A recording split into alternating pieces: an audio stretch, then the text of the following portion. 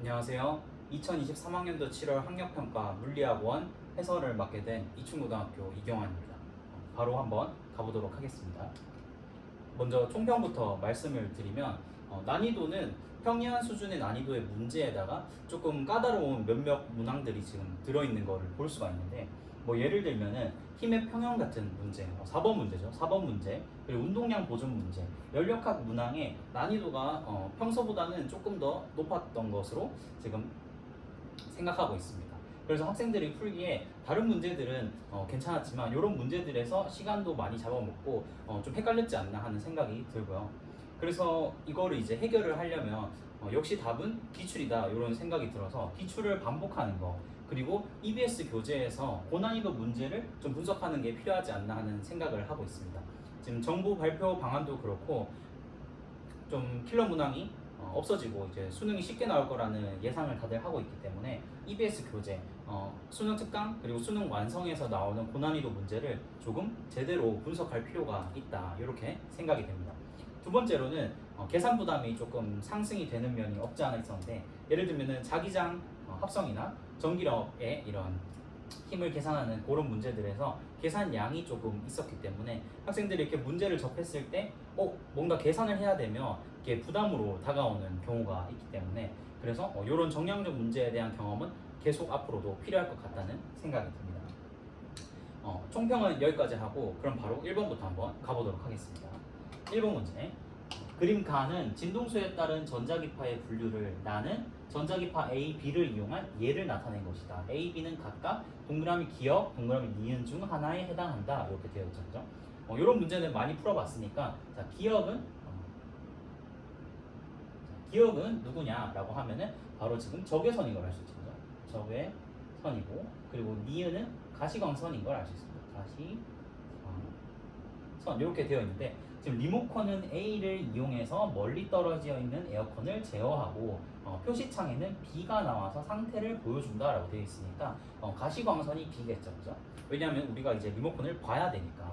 그리고 그러면 뭐 적외선, 리모컨에서 적외선을 이용하는 걸 모르더라도 여기서 A라는 거를 유추할 수 있을 겁니다.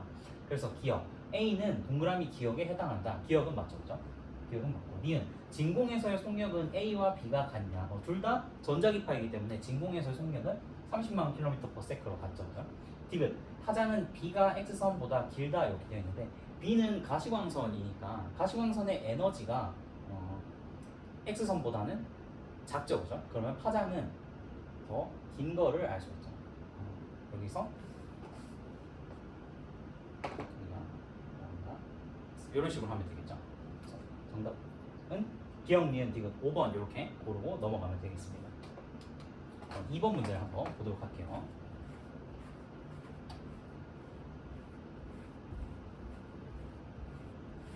자, 2번. 그림은 전자선의 간섭 무늬를 보고 물질의 이중성에 대해 학생 A, B, C가 대화하는 모습을 나타낸 것이다.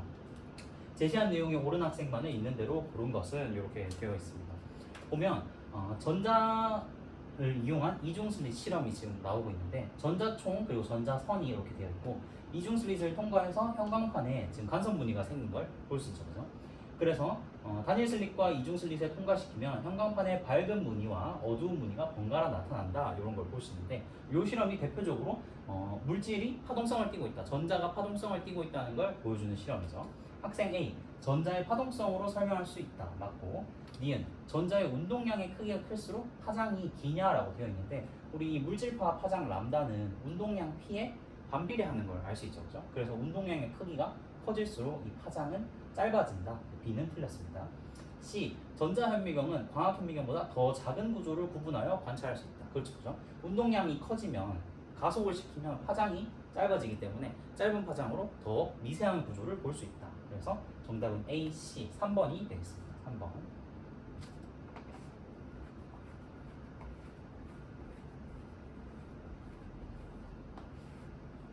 자, 다음 문제로 넘어가 볼게요.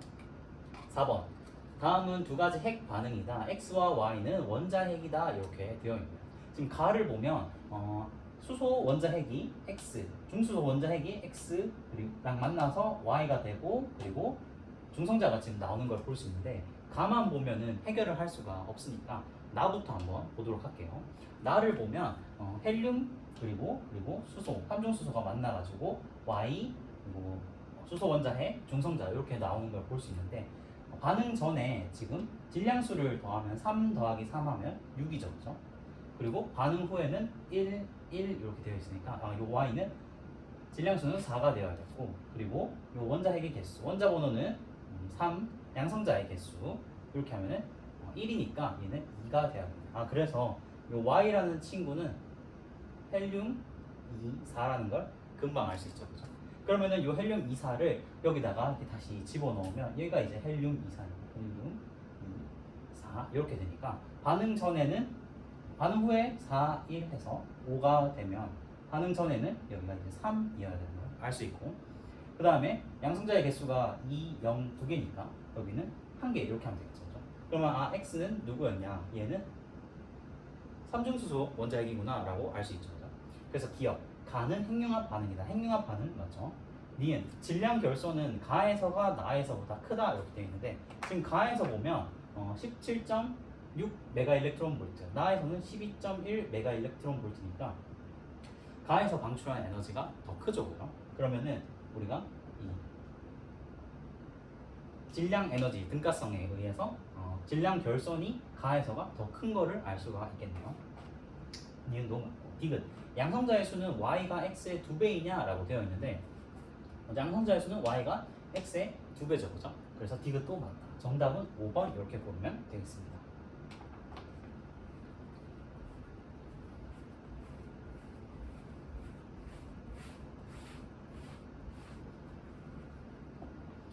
다음 문제로 넘어가 볼게요. 4번. 앞에 페이지 3번까지는 좀 쉬웠는데 4번 문제는 조금 까다로웠을 것으로 생각이 됩니다. 그림은 수평면에 정지해 있는 물체 C 위에 물체 A랑 B를 올려놓고 B의 크기가 F인 힘을 수평 방향으로 지금 작용을 할 때 A, B, C가 정지해 있는 모습을 나타낸 거다. 옳은 것을 골라라 이렇게 되어 있는데 지금 이 문제의 오답률이 61.1%입니다. 61.1%.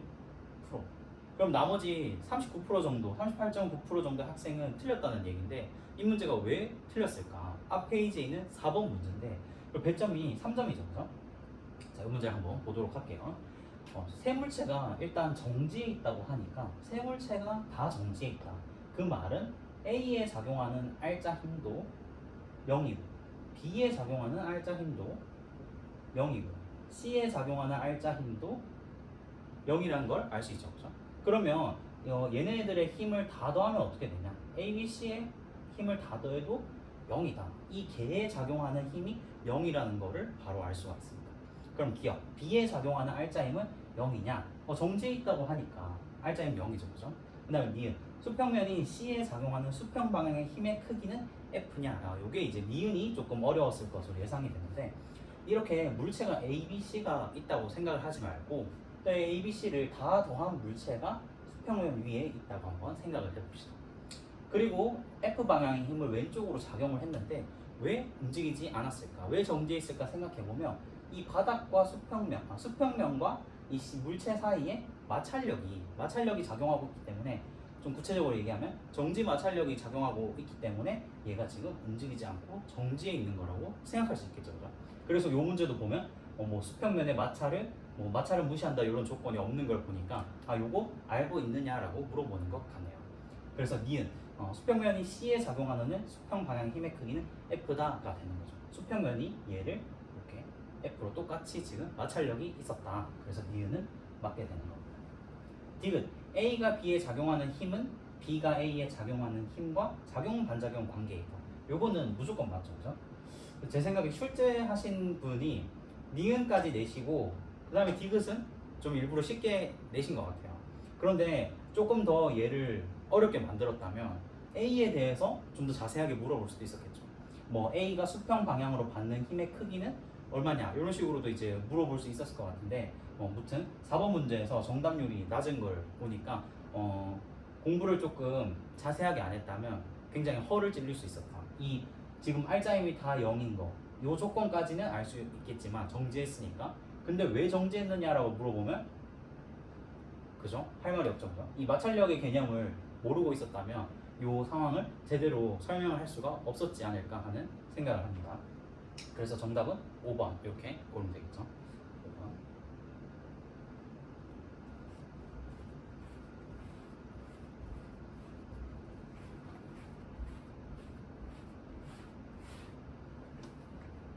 다음 문제로 넘어가 보도록 할게요. 5번. 그림 가는 단색광 A와 B를 금속판 P에 비추었을 때 광전자가 방출되지 않는 것을 나는 B와 단색광 C를 P에 비추었을 때 광전자가 지금 방출되는 모습을 나타내고 있더라. 이때 광전자의 최대 운동 에너지가 E0다라고 되어 있죠. 그죠? 그러면 가에서 뭐 금속판의 문턱 진동수, 한계 진동수를 FP라고 했을 때 요거보다 A와 B의 진동수가 더 작다는 걸 알 수가 있죠. 그래서 광전 효과가 지금 일어나지 않는다는 거. 그 다음에 C는 비쳤을 때 광전자가 방출이 되니까 C는 요 문턱 진동수보다 더 진동수가 크다라는 걸 바로 알 수가 있습니다. 그래서 기억 A의 진동수는 P의 문턱 진동수보다 크다가 아니라 작다 이렇게 돼야 되고, 니은 진동수는 C가 B보다 지금 크죠, 그죠? C가 B보다 크다. 니은은 맞고. 디귿 A와 C를 P에 비추면 방출되는 광전자의 최대 운동 에너지가 E0냐라고 되어 있는데 당연히 맞는 말이죠, 그죠? 왜냐하면 B랑 C를 비췄을 때 지금 이 광전자가 방출이 되는 건 온전히 C라는 친구 때문에 광전자가 나오는 거니까, 그죠? B는 아무런 기여를 하지 못하고 있죠. 그래서 같은 논리로 A랑 C를 동시에 비춰줘도 어차피 C에 의해서 광전자가 나오기 때문에 최대 운동 에너지도 E0, 이 C의 영향에 의한 E0다라는 걸 알 수 있습니다. 정답은 니은, 디귿 이렇게 4번으로 고르면 되겠습니다.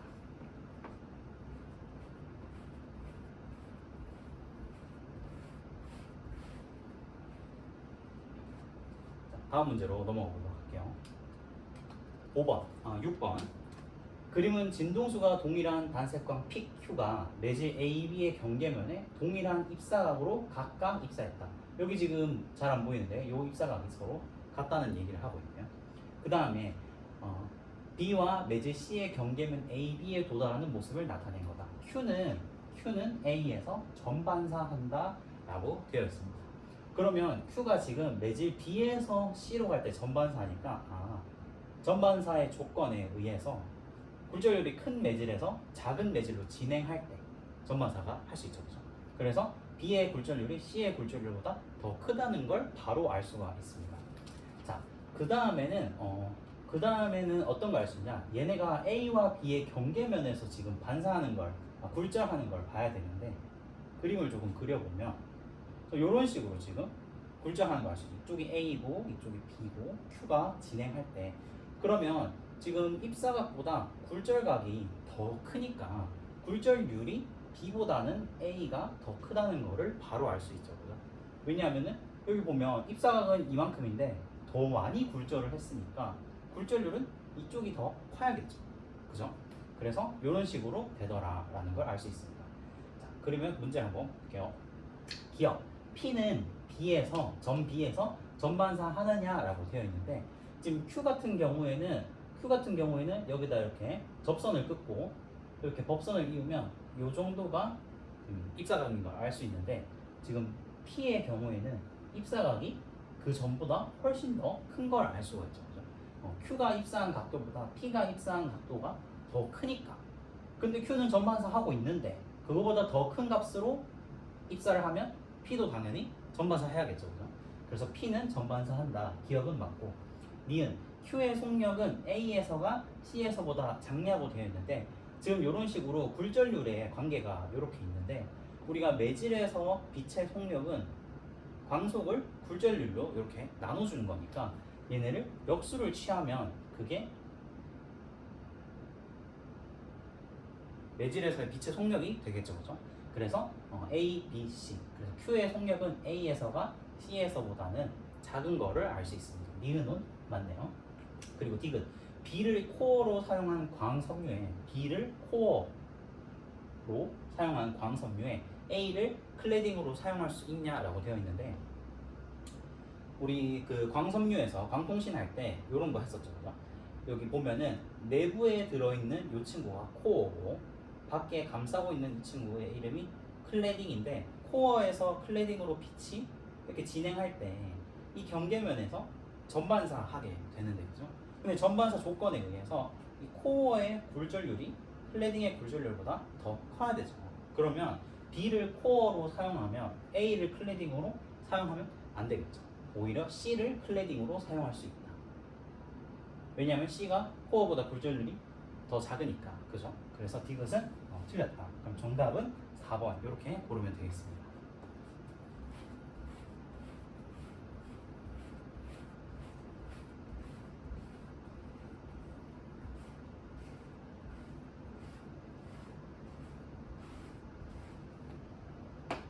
다음 문제로 넘어가 볼게요. 7번. 그림은 야구 경기에서 충격량과 관련된 예를 나타낸 것이다.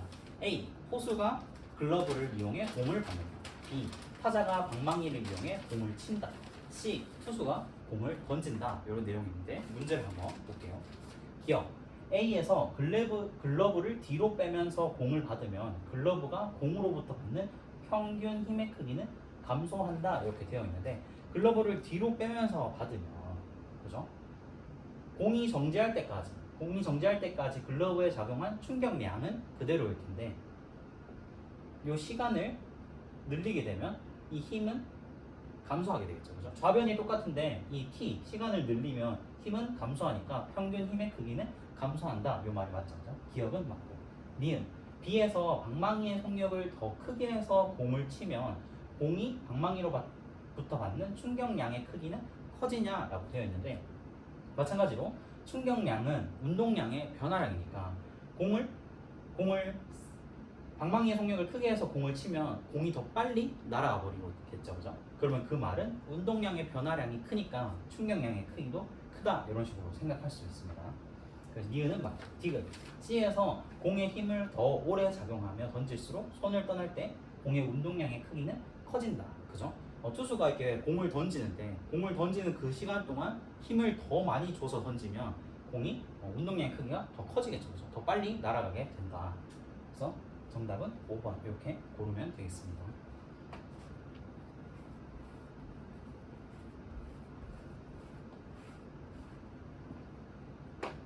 다음 문제로 넘어가 볼게요. 8번. 8번 문제는 정답률이 45.3%입니다. 45.3%. 오답률이 45.3%. 그림 가는 물체 A, B가 실로 연결되어 서로 다른 빗면에서 속력 V로 등속도 운동하다가 A가 점 P를 지나는 순간 실이 끊어지는 것을 나타낸 것이다. 그림 나는 가 이후에 A와 B가 각각 빗면을 따라서 등가속도 운동을 하다가 A가 다시 P에 도달하는 순간 B의 속력이 4V인 것을 나타낸 것이다 라고 적혀있죠. 그죠? 자, 그러면 이런 문제를 볼 때 문제 속에서 좀 힌트를 찾아내야 되는데 가의 경우에는 얘네가 등속도로 운동을 했다고 되어 있죠. 그죠? 그럼 등속으로 운동을 했다는 말은 뭐냐면 A에 작용하는 R자임이나 B에 작용하는 R자임이 다 0이었다는 거죠. 그러면 얘네를 하나의 개로 한번 생각해 봅시다. 얘네를 이렇게 하나의 물체로 생각을 해보면 A는 빗면이 있으니까 빗면 아래 방향으로 어떤 힘을 받겠죠. 그죠? 그럼 F라고 할게요. 스몰 F의 힘을 받는다. 근데 얘네가 등속으로 운동하려면 B도 빗면 아래 방향으로 스몰 F의 힘을 받아야겠죠. 그죠? 이렇게 돼야지만 둘 다 등속으로 운동을 할 수가 있겠죠. 이거보다 만약에 B가 힘을 더 받아서 뭐 EF를 받았다 하면은 얘네가 등속이 되지 못하고 가속되는 그런 상황이 될 수 있을 텐데 어쨌든 간에 얘는 이렇게 F의 힘을 받는다라는 걸 알 수 있습니다. 그러면 여기서부터 알 수 있는 사실은 뭐냐? 우리가 A랑 B의 가속도를 쓸 수 있겠죠. 그죠? A의 가속도는 A에 작용하는 R자 힘을 질량으로 이렇게 나누면 될 거 아닙니까? 그죠? 그리고 B에 작용하는 가속도는 B에 작용하는 힘을 이렇게 나눠주면 되겠네요. 만약에 얘네가 이제 프리하게 운동을 했다면 얘네의 가속도를 이런 식으로 쓸 수가 있을 거예요. 자, 그러고 나서 보면은 얘네가 지금 나가 실이 딱 끊겼는데 그러면은 얘는 원래 V로 움직이고 있었으니까 조금 올라갔다가 정지했다가 다시 내려오겠죠, 그죠? 그리고 B는 실이 끊어지니까 그냥 이 상태로 쭉 가속이 될 텐데, 그러면은 A랑 B가 서로 지금 운동한 시간 T가 똑같다는 거를 알 수 있죠, 그죠? 그러면은 얘네가 같은 시간 동안 운동했을 때 이런 결과가 나오는구나 라는 걸 알 수 있으니까 요걸 가지고 한번 해봐야 될 텐데, 자, A는 지금 V로 올라가다가 이런 상황이죠. 힘을 받지 않고 실이 끊어졌으니까 빗면 아래 힘만 받은 상태에서 V로 올라갔다가 정지했다가 다시 몰래 자기 자리로 돌아왔어요. 그러면 자기 자리로 돌아왔을 때 그때 속력이 얼마가 될 거냐 생각을 해보면 당연히 그때도 V가 돼야겠죠, 그죠? 뭐 예를 들어서 공을 공중으로 집어 던지는데 처음에 V0로 집어 던졌다고 생각해 봅시다. 그리고 중력만 작용하고 있으면 얘가 올라가서 정지했다가, 그죠? 정지했다가 다시 떨어질 텐데, 이 같은 지점을 지날 때 올라갈 때 V0로 올라갔다면 내려올 때도 V0로 내려와야겠죠, 그죠? 왜냐면 같은 거리를 같은 가속도로 움직인 거니까. 얘도 마찬가지입니다. 빗면 위에 있다고 하더라도 처음에 올라갔다가 정지했다가 같은 가속도로 다시 이렇게 내려오니까 내려올 때도 반드시 V의 속력으로 내려오게 되어 있더라 라는 거죠. 그러면 이제 다 해결을 했죠.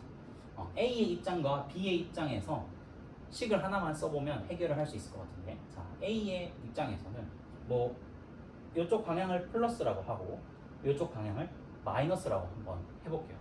그러면 A의 다중 속도는 마이너스 V, 마이너스 V는 처음 속도는 플러스 V에다가 더하기가 아니죠, 그죠? 왜냐하면 아래 방향으로 힘 가속도가 있으니까 마이너스 MA분의 F 이렇게 될 거고, B의 경우에는 어떻게 되냐? B는 플러스 4V가 나중 속도고 처음에는 플러스 V였는데 플러스 V에다가 얼마만큼 더해졌냐? MB분의 F분. 여기다 시간을 이렇게 써줘야겠죠, 그죠?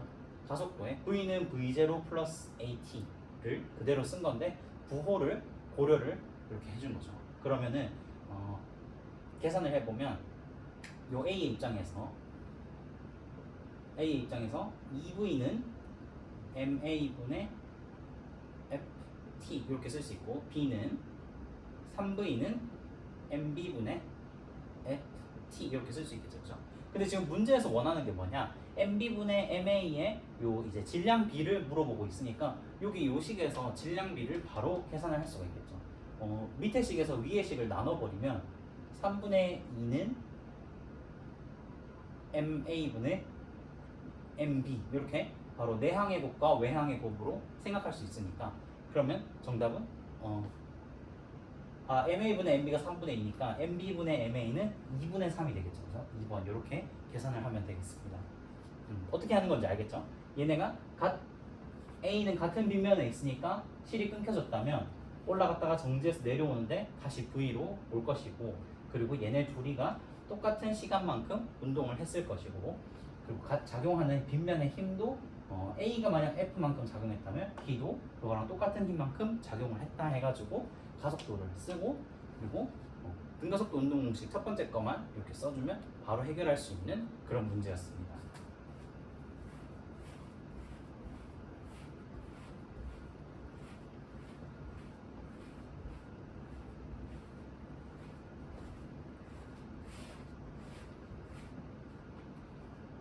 다음 문제로 넘어가 보도록 할게요. 9번. 그림 가는 파동이 매질 A에서 매질 B로 진행하는 모습을 나타낸 것이고, 그림 나는 A 위의 점 P의 변이를 시간에 따라 나타낸 것이다. A에서 파동의 파장은 10cm이다 라고 되어 있죠, 그렇죠? 그러면 람다 A, A에서의 파장이 10cm니까 이런 식으로 쓸 수 있겠네요. 그 다음에 나 그래프에서 알 수 있는 것은 A 위의 점 P의 변이를 시간에 따라 나타낸 거라고 했으니까 A 위의 점 P는 이렇게 위아래로 이렇게 진동만 하겠죠, 그죠? 같이 진행하는 게 아니라 위아래로 진동만 할 텐데 그 진동하는 변위를 시간에 따라 나타내는 거라고 하네요. 그러면은 얘가 높아졌다가 낮아졌다가 높아졌다가 낮아졌다가 이런 식으로 할 텐데, 이렇게 할 텐데 이 그래프에서 얘가 제일 높은 점에 있었을 때와 그 다음에 높은 점에 다시 올라올 때까지 걸린 이 시간, 요 시간이 주기가 되겠죠. 그죠? 그래서 아 주기는 2초가 되겠구나 라는 걸 알 수 있죠. 그러면 여기서부터 아 이 매질 A에서의 속력은 한 주기 동안 한 파장을 진행하기 때문에 5cm/s인 걸 알 수가 있겠죠. 그리고 진동수는 주기의 역수니까 2분의 1, 0.5Hz인 것도 계산할 수 있습니다.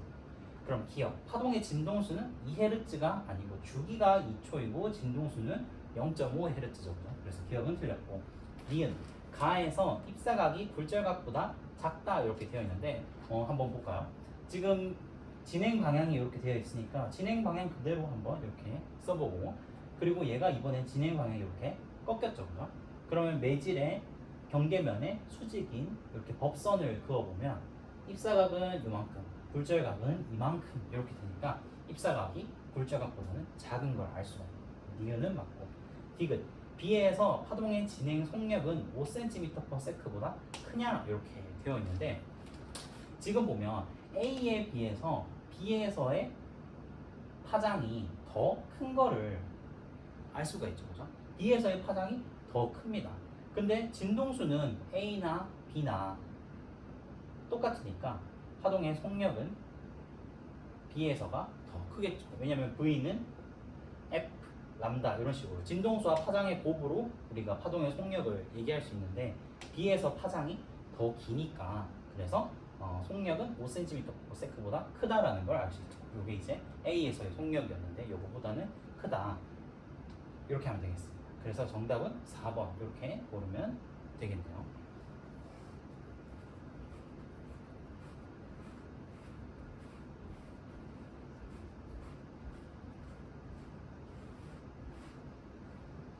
다음 문제로 넘어가 보도록 할게요. 10번 그림 가는 마찰이 없는 수평면에서 운동량의 크기가 2p로 같은 물체 A, B, C가 각각 등속도 운동하는 것을 나타낸 것이다. 그림 나는 가 이후 모든 충돌이 끝나서 A, B, C가 크기가 각각 P, P, 2P 운동량으로 등속도 운동하는 것을 나타낸 것이다. 가, 나 과정에서 C가 B로부터 받은 충격량의 크기는 4P이다 라고 되어 있는데 요 문제는 지금 45.9% 정도의 문제였는데 제가 아까 전에 총평 때 얘기하기로 요 운동량 보존 문제가 조금 까다로웠다고 했는데 요 문제가 좀 다시 볼만한 그런 문제인 것 같습니다. 한번 같이 보도록 할게요. 지금 보면 어쨌든 가의 상황과 나의 상황에서 얘네가 서로 지지고 볶고 충돌을 하든 말든 운동량은 가에서와 나에서가 보존이 돼야겠죠. 그죠? 운동량은 보존이 돼야 되는데 그냥 대수적으로 생각해보면 얘네 다 더하면 6P고 얘네 다 더하면 4P가 되는데 이러면 6P랑 4P가 서로 다르죠. 그러면 무슨 말이냐? 아 얘네가 서로 지금 운동 방향이 분명히 반대인 친구가 있어야 되겠다고 생각을 할 수 있겠죠. 그러면 어떤 조합을 할 수 있느냐? 자 얘네가 만약에 다 같은 방향이다. 그러면 다 더하면 4P가 될 거고 얘네가 뭐 한 놈이 다른 방향이었다 하면은 2P, 2P에다가 4P에다가 다른 방향 한 놈 2P를 제하면 2P 이렇게 되겠죠. 그죠? 그러니까 여기서 만들 수 있는 경우는 6P 혹은 2P밖에 없는데 여기서도 똑같이 4P 아니면 2P밖에 만들 게 없죠. 그죠? 그러면 처음에 가도 2P였고 나도 2P였구나 라는 거는 그러면 이제 좀 감이 오죠. 그죠?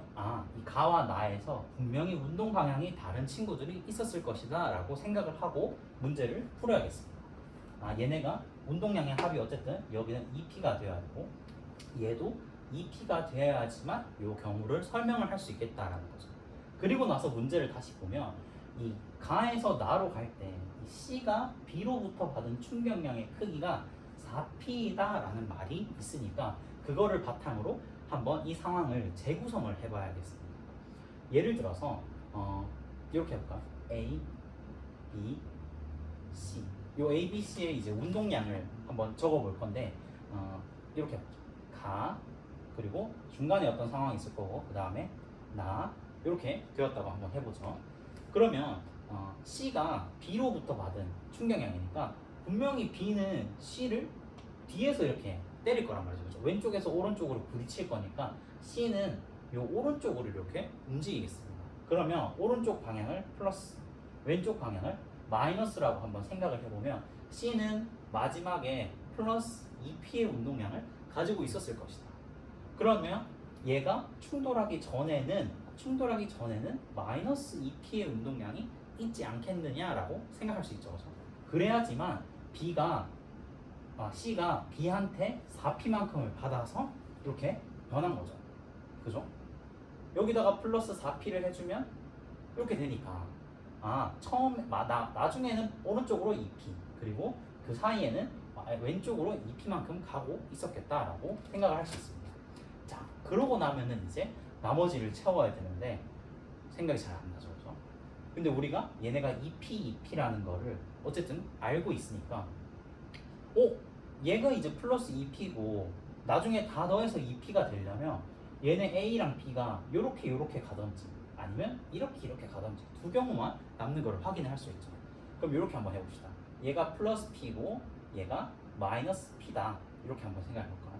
그러면 A가 오른쪽으로 가고 B는 왼쪽으로 간다. 뭐 이렇게 생각할 수 있잖아요. 그죠?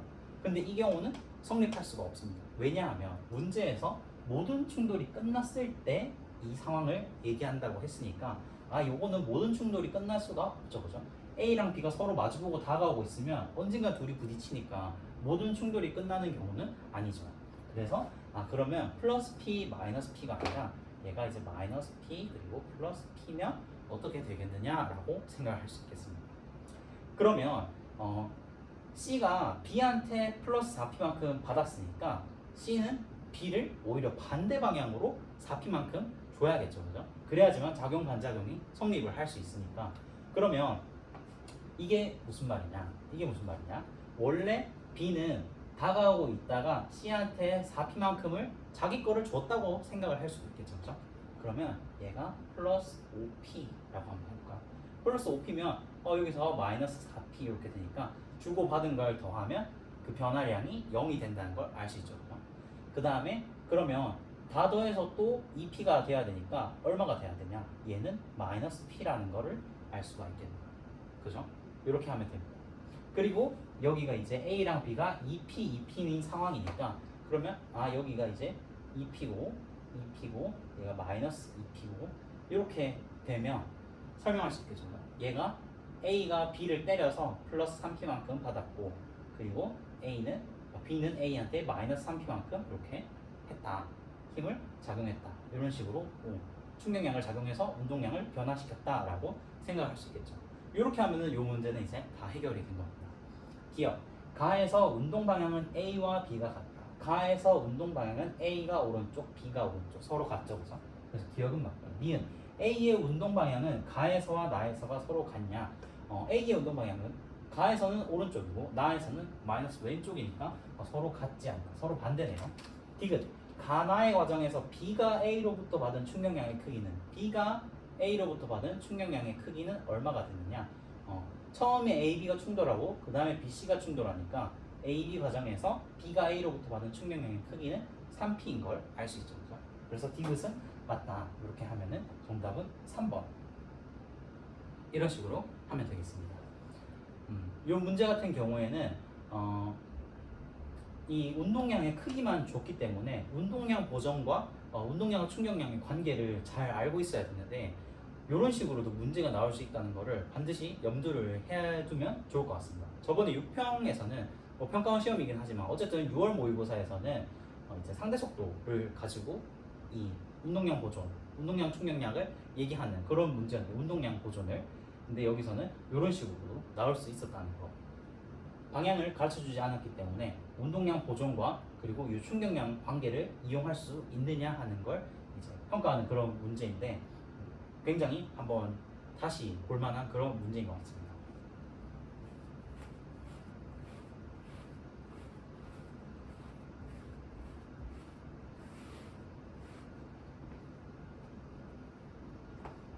다음 문제로 넘어오도록 할게요.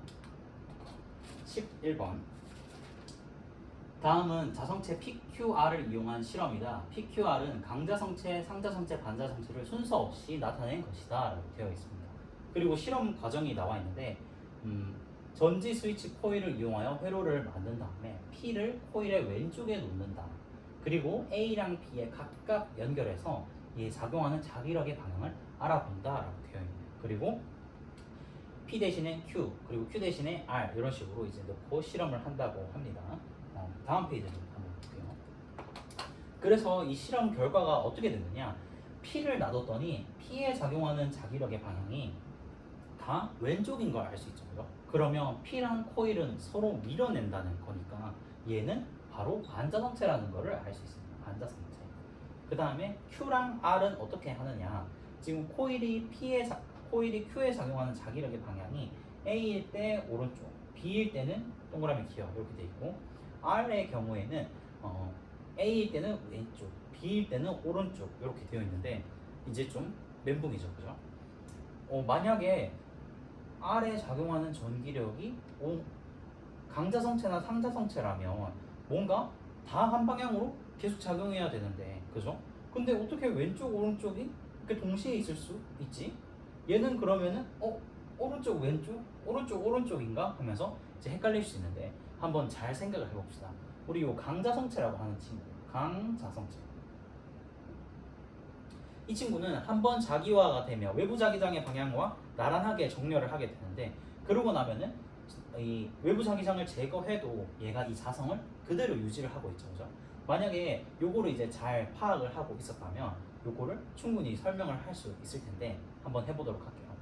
자, R이 처음에는 왼쪽으로 작용을 했다고 하죠, 그죠? 코일이 R에 작용하는 자기력의 방향이 A에 연결했을 때 왼쪽이었다가 그 다음에 B에 연결했을 때 오른쪽이고 이렇게 되어 있는데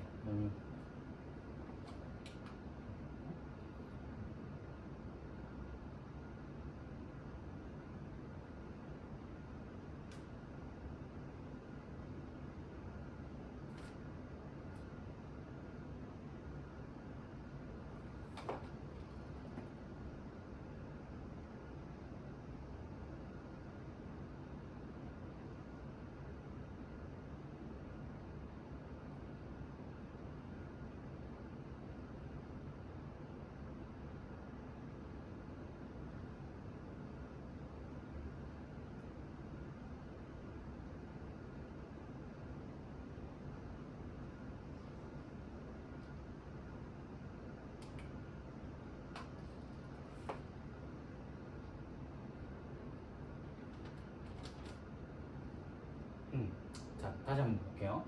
R의 경우에는 지금 서로 작용하는 방향이 이렇게 다르죠, 그죠?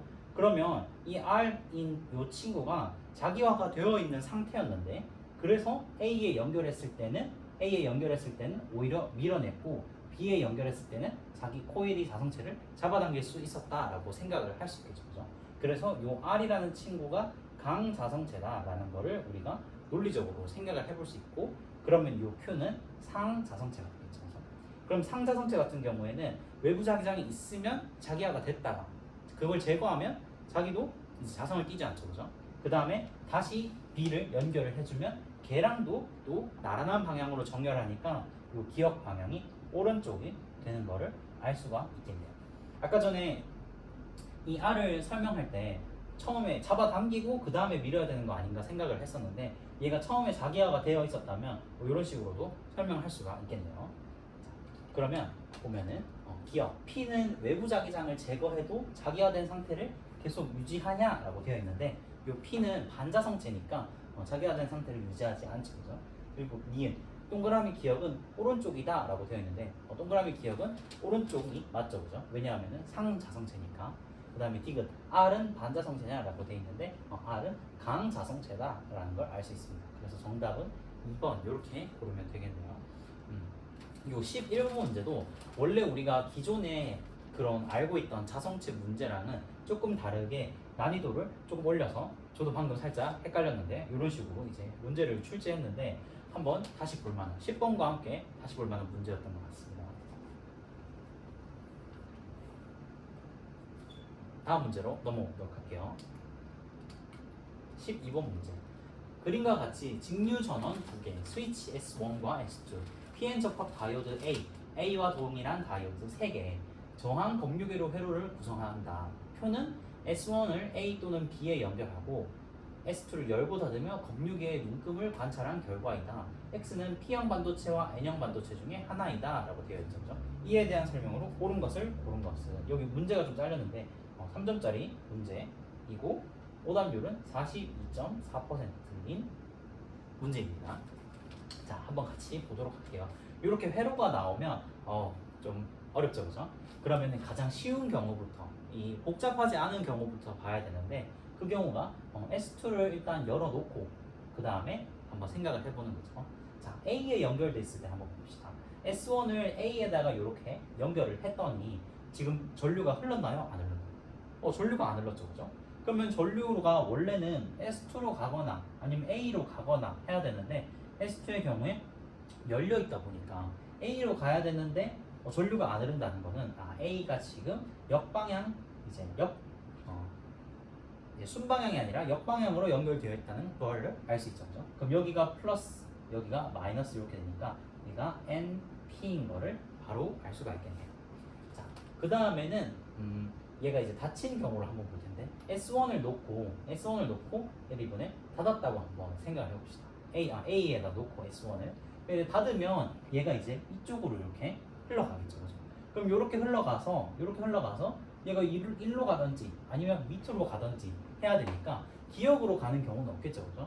이쪽으로 이렇게 왔으니까 그러면은 얘는 이제 얘가 이제 PN이 되는 거를 알 수가 있겠고 그러면 여기서 눈금이 오른쪽으로 치우치는 플러스 쪽으로 치우치는 거를 우리가 니은 방향이라고 생각할 수 있겠다 이렇게 할 수 있겠죠, 그죠? 그러면은 나머지의 경우에서도 눈금이 니은 방향으로 가야 되는구나 라는 걸 알 수 있죠. 전류가 니은 방향으로 흘러야 되는구나 라는 걸 우리가 알 수 있습니다. 그러면 이제 어떻게 될 거냐? 나머지는 쉽죠, 그죠? 이번에 B를 한번 연결할까요? B를 이렇게 연결을 했을 때 또 니은 방향으로 흘러야 되니까 얘가 플러스, 이쪽이 마이너스면 만약에 얘가 이쪽으로 갔다고 한번 생각해볼까요? X쪽으로 이런 식으로 흘렀다라고 생각하면 니은으로 전류가 흐를 수가 없겠죠, 그죠? 그러면 이렇게 간 게 아니고 요 위로 가가지고 다시 내려왔다고 PN이고 위로 올라가서 다시 이렇게 내려왔다고 생각을 할 수가 있겠네요. 그러면 얘가 이제 PN 이렇게 되겠습니다. 그리고 마지막 경우에는 B를 연결하고 닫으면 어떻게 되느냐? B를 연결하고 닫으면 B에다 연결해 놓고 얘를 이제 스위치를 닫았을 때 어쨌든 이쪽으로 안 흐르고 위로 이렇게 흐르게 될 텐데 그 다음에는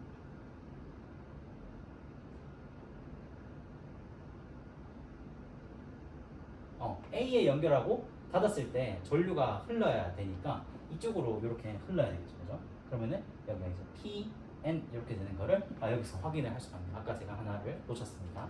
자, 그러면 기억 X는 N형 반도체이다, 맞죠, 그죠? 그리고 니은 S1을 A에다가 연결하고 S2를 닫았을 때 저항에 흐르는 전류의 방향은 다 니은인 걸 알 수 있죠, 그죠? 그래서 니은은 틀렸다. 디귿 S1을 B에 연결하고 S2를 열었을 때 A에는 역방향 전압이 걸리냐라고 되어 있는데 S1을 B에다가 연결 그리고 S2를 열었을 때 A에는 역방향 전압이냐? 마이너스 플러스니까 역방향 전압이 아니죠, 그죠? 역방향 전압이 아니다. 그래서 정답은 1번 이렇게 고르면 되겠습니다. 이런 회로 문제가 원래 이전에는 이렇게 문제가 잘 안 나왔었는데 요즘 트렌드는 이렇게 다이오드를 연결해가지고 이런 문제들이 자주 나오고 있죠, 그죠? 그래서 이런 유형도 비슷한 유형을 모아가지고 꼼꼼하게 잘 다시 한번 볼 필요가 있겠습니다.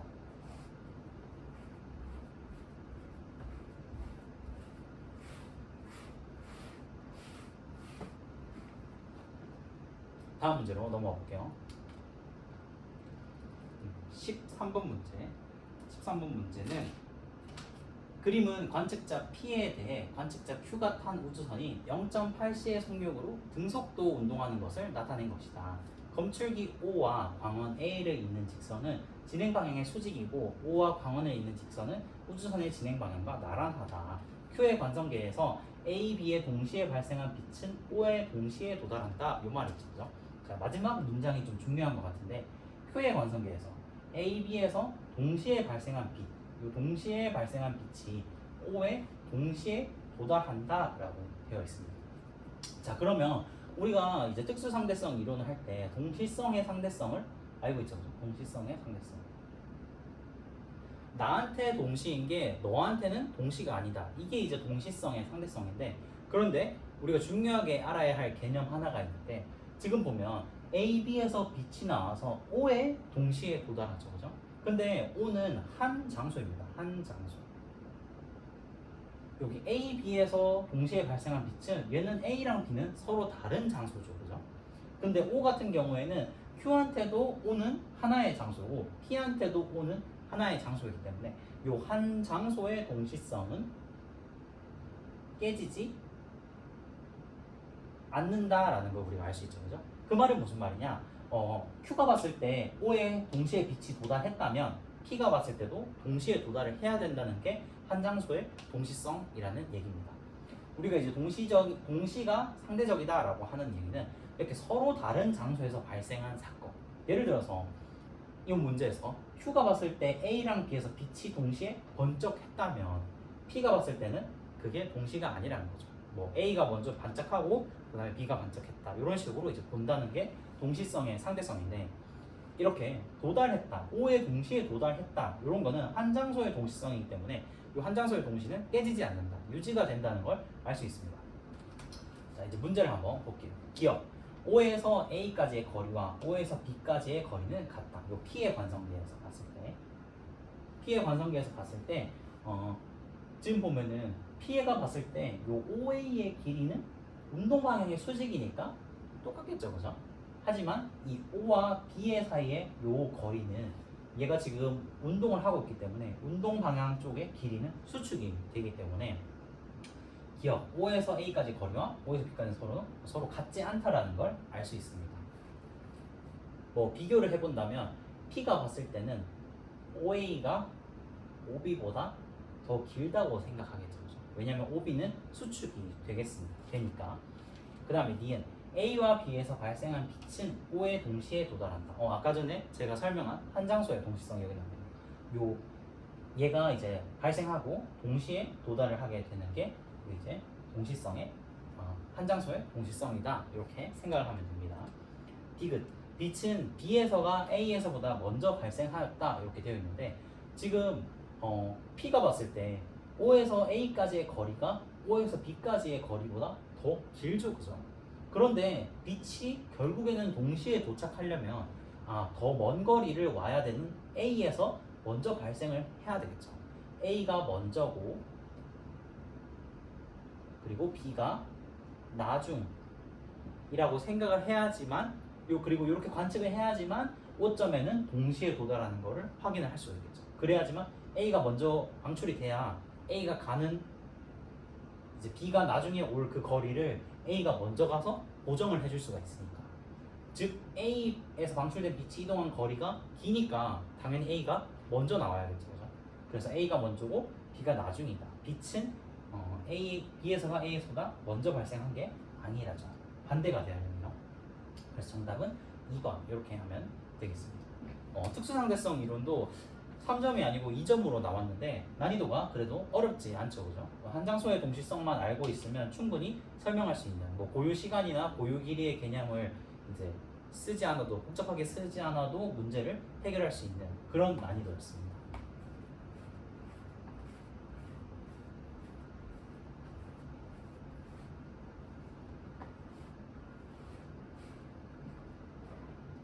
다음 문제로 넘어가 보도록 할게요. 14번. 그림 가는 고어의 수소 원자 모형에서 양자수 n에 따른 에너지 준위의 일부와 전자의 전이 A, B를 나타낸 것이다. 그림 나는 A, B에서 방출되는 빛의 스펙트럼을 화장에 따라 나타낸 것이다. 전자가 두 번째 궤도에 있을 때 화장 람다1인 빛은 흡수를 못하고 람다2인 빛은 흡수한다. 이렇게 되어 있죠. 자, 지금 보면 이렇게 A와 B인 경우에 뭐 누군지는 모르겠으나 람다1, 람다2라는 빛이 지금 나오는 것을 볼 수 있는데, 방출되는 빛을.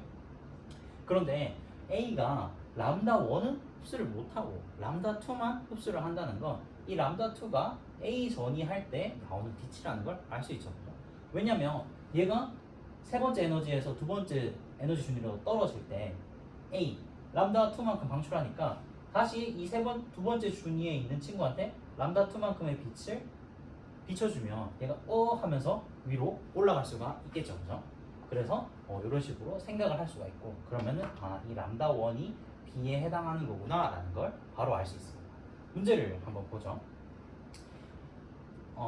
그러면 이제 기억을 보면 람다 1과 람다 2의 크기를 비교하고 있는데 에너지 차이를 봤을 때 이 A 전위와 D 전위에서 A 전위의 에너지가 B 전위보다 더 큰 걸 알 수 있죠, 그죠? 그러면 파장을 따져보면 파장은 두 번째보다 첫 번째의 경우가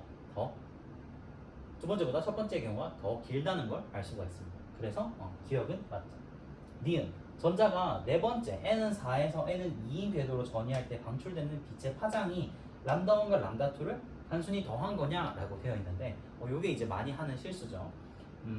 빛을 방출할 때 그 방출되는 빛의 에너지 차이, m 번째 궤도에서 n 번째 궤도로 이렇게 전이를 하게 되는데 이게 이제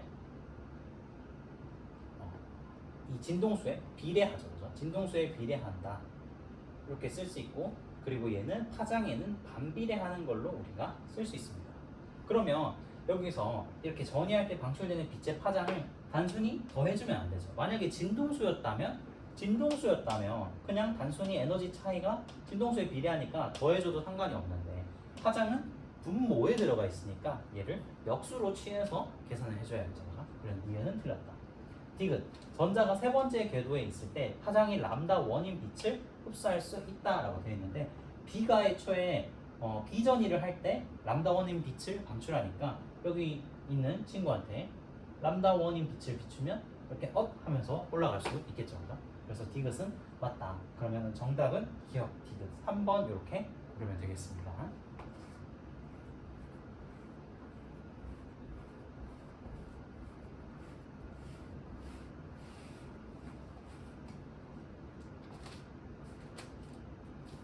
그 다음에 15번 한번 보도록 하겠습니다.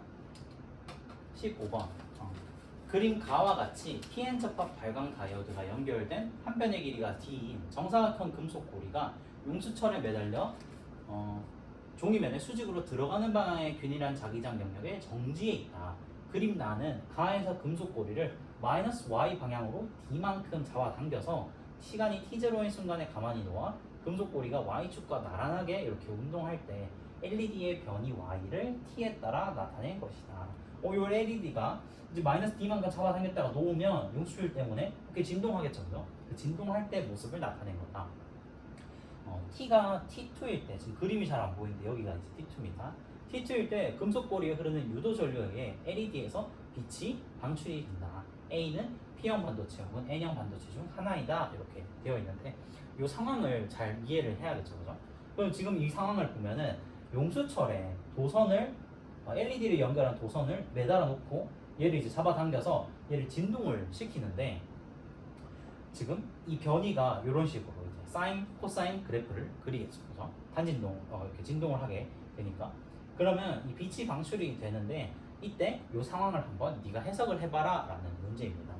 정답률이 오답률이 66.4%니까 점점 오답률이 좀 높아지고 있죠, 그죠? 난이도가 꽤 높은 문제인데 아마도 이렇게 용수철을 연결한 경우는 잘 없었기 때문에 좀 어려웠을 것 같습니다. 같이 한번 보도록 할게요.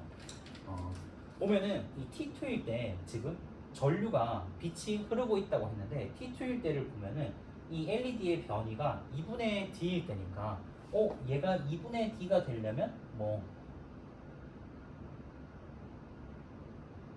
요 경우겠죠. 그러면은 요 경우를 한번 생각해 보면 원래 도선을 뚫고 들어가는 자기장이 있었는데 용수철이 위로 올라가니까 이 뚫고 들어가는 자기장의 개수가 없어지죠, 그죠? 그러면 도선의 입장에서는 야, 나를 뚫고 들어가는 게 있었는데 많았는데 왜 줄어드는 거야?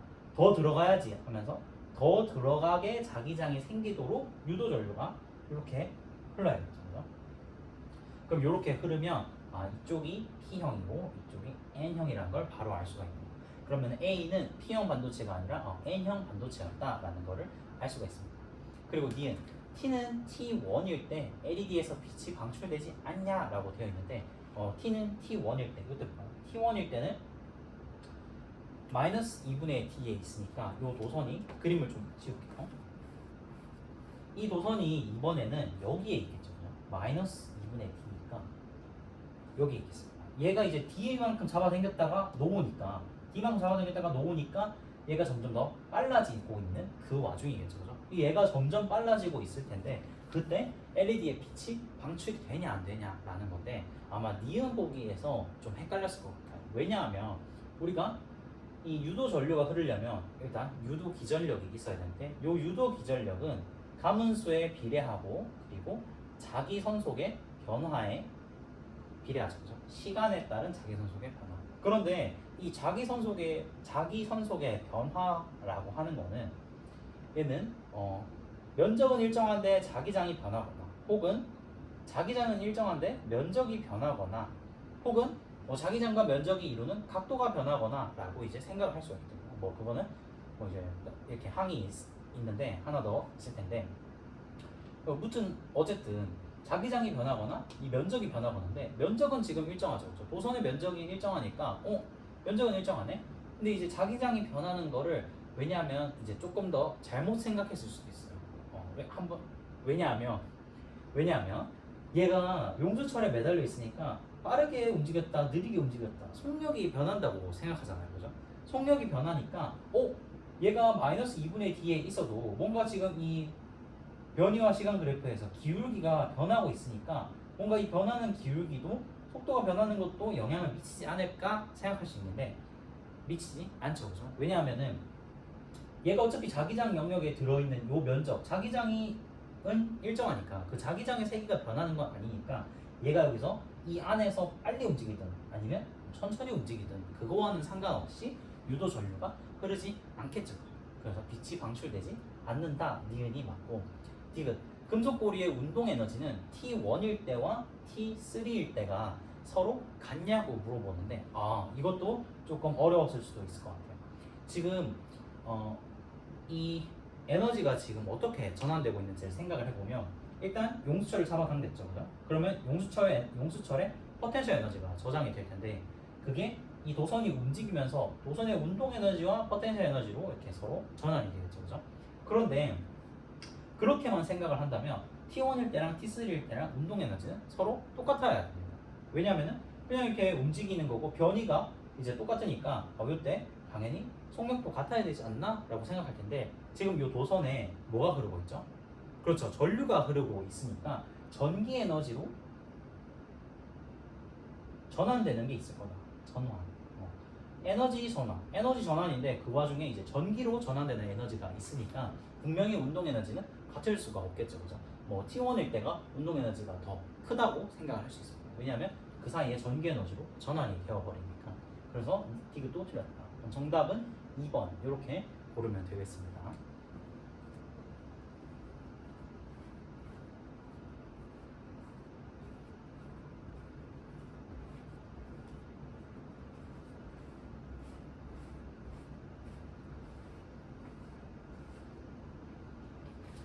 그 6월 모의평가 강의를 이제 촬영했을 때가 엊그제 같은데 벌써 이렇게 7월 모의고사가 되고 참 저도 고3을 경험을 해봤지만 3학년 때를 다시 떠올리면 시간이 정말 빨리 가는 것 같아요. 이제 학교 행사도 참여해야 되고 그죠? 시험도 집필평가도 1학기 때 보고 이렇게 하다 보니까 졸업사진도 찍고 친구들이랑 이제 놀고 하다 보면 시간이 이렇게 정말 빨리 가는 거를 느낄 수 있었는데 빨리 가는 시간에 쫓기지 말고 먼저 내가 앞서 가서 이 시간을 조금 더 효율적으로 사용을 해야겠다 이런 생각을 했으면 좋겠습니다. 수능을 보는 친구들이 많이 없기도 하고 이제는 수능을 내가 정시로 대학을 간다 이런 마음보다는 다 최저를 맞추려고 하기 때문에 그 마음에 자꾸 안일해지기도 하는데 내가 2합 7을 맞추는데 3합 12를 맞추는데 이렇게 하면서 조금만 하면 되겠지 이렇게 하는데 그런 정신으로 공부를 하지 말고 내가 기왕 하는 거면 제대로 해가지고 높은 등급으로 최저를 맞추면 그걸 손해라고 생각하지 말고 오히려 내가 잘했다. 나 스스로를 조금 더 이렇게 내가 노력해서 그 성취한 가치 있는 사람으로 만든다고 생각을 하고 공부를 했으면 좋겠어요. 좀 주어진 일에 이렇게 최선을 다하는 그런 자세가 필요하지 않나 하는 생각을 합니다.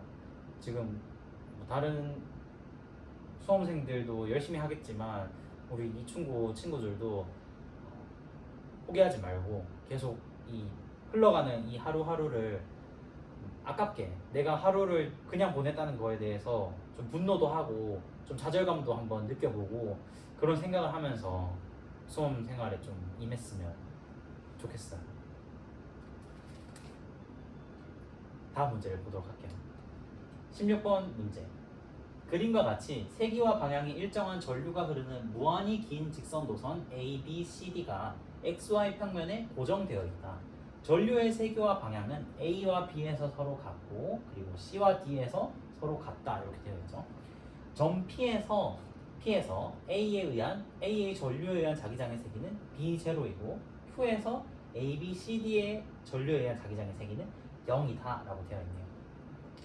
자, 이때 C와 D에 흐르는 전류의 세기가 2배가 될 때 A, Q에서 A, B, C, D의 전류에 의한 자기장의 세기는 이라고 되어 있습니다. 2점짜리 문제인데 오답률이 꽤 높은 문제입니다. 61.8%. 아마 이쯤 되면 시간이 없었을 거예요. 시간이 없어서 아마 뒤에 문제를 뭐 찍거나 이렇게 했을 텐데 어쨌든 오답률이 좀 높다는 거는 그만큼 까다로운 문제가 아니었나 하는 생각이 듭니다. 그러면 A, B에서 방향이 서로 같으니까 A와 B를 I1 그리고 C와 D를 뭐 I2 이런 식으로 한번 놓아보도록 할게요. 그리고 이 Q에서 자기장의 세기가 0이라고 했으니까 이렇게 한번 생각을 해볼까요? A, B, C, D. 이해가 안 되면 이렇게 표를 그리고 천천히 들여다보는 것도 문제를 해결하는 데 좋은 열쇠가 될 수 있습니다. 자, 그러면 여기 한번 보면 A랑 B는 서로 무조건 부호가 반대일 수밖에 없죠. 그죠? 왜냐면은 같은 방향으로 흐른다고 생각하면 얘네 사이에 있는 점이기 때문에 A는 들어가는 방향으로 만들고 B는 나오는 방향으로 만드니까 서로 무조건 여기서 자기장의 부호가 반대일 수밖에 없어요. 마찬가지 같은 논리로 C와 D도 이 Q에서 만드는 자기장의 방향이 서로 반대일 수밖에 없죠. 그죠? 그러면 만약에 A가 만드는 자기장이 플러스였으면 C는 마이너스일 거고 B가 만드는 게 플러스였으면 D가 만드는 건 마이너스겠죠. 그죠? 그러면 A랑 C를 그대로 놔두고 D와 D를 이렇게 한번 바꿔보도록 할게요. 그럼 뭐 네 가지 경우가 있을 수 있겠지만 뭐 한번 써볼까요? 그러면은 마이너스 플러스 마이너스 마이너스 마이너스 플러스 플러스 마이너스 이 경우가 있고 그죠? 그 다음에는 마이너스 마이너스 플러스 마이너스 죄송합니다. B와 D가 마이너스 플러스고 그 다음에 여기가 플러스 마이너스 이 경우가 이렇게 있겠네요. 그런데 뭐 이 경우에 대해서 이제 다 계산을 해봐도 좋지만 생각해 보면은 얘랑 얘는 서로 같은 경우죠, 그죠? 그리고 얘랑 얘도 첫 번째랑 네 번째도 서로 같은 경우인 거를 볼 수가 있습니다. 그러면 첫 번째랑 두 번째의 경우에 대해서만 한번 생각을 해보면 되겠네요. Q에서 자기장의 세기가 지금 0이니까 이거 지금 Q에 대해서 하고 있습니다. Q에 대해서 Q점에서 자기장의 세기가 0이 돼야 되니까 A랑 B는 서로 같은 방향이고 C랑 D가 서로 반대 방향이면 얘네가 만드는 자기장의 세기의 합이 C와 D가 만드는 자기장의 세기의 합이라고 생각하면 되겠죠. 그럼 1번 경우에서 A, B가 만드는 거 생각해 볼까요? A는 OD만큼 떨어져 있고 그리고 B는 A랑 B가 부호가 서로 반대여야 되니까 이건 말이 안 되네요. A 여기가 마이너스고 C가 마이너스면 C가 플러스면 얘가 마이너스 이렇게 돼야겠고 그리고 A, B, C, D A, B, C, D A 여기 그렇네요. A 마플 그리고 마플 뭐 이렇게 할 수 있겠죠. 그죠? 그러면 한번 생각을 해보도록 합시다. A, C가 같은 방향이고 B, D가 서로 반대 방향이면 A는 OD 그리고 C는 마찬가지로 OD죠. 그죠? 그러면 OD분의 비례상수가 있을 거고 OD분의 I1 플러스 I2 요 값이 B, D B랑 D가 만드는 게 B는 지금 ED 그리고 D도 ED만큼 떨어져 있으니까 뭐 ED분의 A에 1에 I1 플러스 I2 이렇게 해야 되는데 요식을 만족을 시키려면 어떻게 해야 되나요? 요식을 만족을 시키려면 이렇게 제거를 하면은 요게 지금 이제 모순이란 걸 볼 수가 있는데 I1은 마이너스 I2라는 걸 알 수 있죠, 그죠? 그런데 I1과 I2가 모두 그냥 전류의 세기인데 서로 마이너스 4를 가질 수가 없으니까 이 경우는 이제 모순이 된다는 걸 알 수 있죠. 그럼 두 번째 경우로 넘어가 보면 풀마 마풀 이렇게 하면 A랑 D 한번 해볼까요? K A는 지금 A가 얘죠. A가 OD 그리고 D가 ED만큼 떨어져 있으니까 K의 OD분의 I1 플러스 OD가 아니라 4D네요. 4D 여기도 4D죠, 그죠? 4D 4D 플러스 K의 ED분의 I2는 K의 그 다음에 B랑 C니까 B는 ED 그죠? B는 ED분의 I1 플러스 K의 4D분의 I2 이런 식으로 하고 생각을 해보면 이제는 다 제하고 나면은 이 I1과 I2가 서로 같으면 된다는 결론을 얻을 수 있죠, 그죠? 그래서 이 문제에서 A, B가 서로 같고 C, D가 서로 같다고 했지만 어쨌든 I1과 I2는 서로 같았다. 다 똑같은 전류인 I가 흐르고 있더라라는 걸 알 수 있죠. A, B, C, D 모두 다 얘네가 이제 흐르는 전류의 세기가 I였다라고 생각을 할 수가 있겠네요. 그러면 이 점 P에서 A에 의한 전류의 자기장의 세기는 B0라고 했으니까 B0는 이렇게 쓸 수 있죠, 그죠? B0는 K에 A에 의해서 P, D분의 I 이렇게 할 수 있겠네요. 그리고 나서 이제 C와 D에 흐르는 전류의 세기가 2배가 됐으니까 이때 자기장의 세기가 얼마인지 계산하라고 하면 이거 그대로 하면 되겠죠, 그죠? 여기 좀 지우고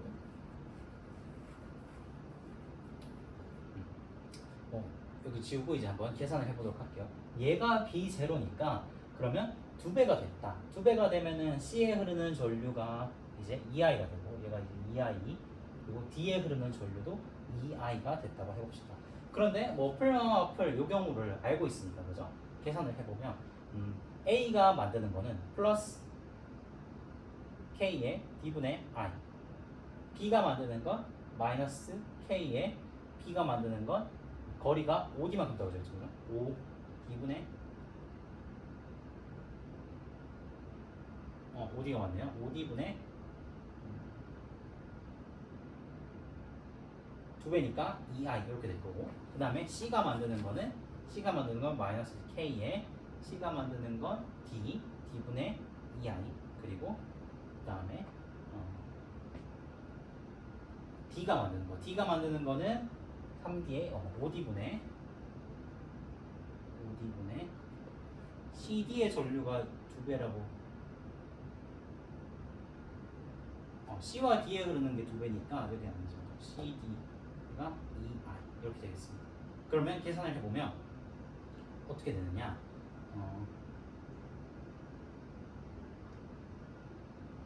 뭐를 놓치고 있죠? Q에서 미안합니다. Q에서라고 했으니까 여기가 5가 아니죠, 그죠? Q에서니까 A는 4D만큼 떨어져 있고 B는 ED만큼 떨어져 있죠, 그죠? ED만큼 C는 4D 그리고 D는 ED 이렇게 해야겠네요. 잘 안 보여가지고 헷갈리네요. 그러면은 계산을 해보면 마이너스 K의 4D분의 I가 있을 거고 얘랑 하고요. 그 다음에 얘랑 하면은 플러스 K의 2D분의 I 이렇게 하면 되겠죠, 그죠? 그러면은 얘를 계산하면 플러스 K의 4D분의 I 이렇게 되니까 얘가 아까 B0였으면 얘는 4분의 1 B0가 되겠네요. 4분의 1의 B0 이런 식으로 이제 해결을 하면 되겠습니다. 그림이 좀 보기가 힘들어요, 그죠? 그래서 정답은 1번 이렇게 고르면 되겠습니다. 문제가 솔직히 어려운 문제는 아니었는데 도선이 4개가 있고 얘네가 뭐 전류가 어떻고 하니까 좀 헷갈리죠, 그죠? 그럴 때는 이렇게 표를 그려가지고 분명히 서로 반대 방향으로 생긴다. 얘도 마찬가지다 라면은 이렇게 이렇게 정리할 수 있는 게 조금 더 편해지더라라는 거죠. 이런 식으로. 그죠? 그리고 나머지 뭐 밑에 있는 경우는 위에 있는 거랑 경우가 똑같으니까 이 계산을 해보면 여기서는 전류의 세기가 서로 음수면서 같다고 나왔으니까 모순이 되는 거고 여기서는 이렇게 서로 같다고 나왔죠. 그죠? 그래서 이 경우를 가지고 해결하면 충분히 쉽게 풀 수 있는 문제였습니다.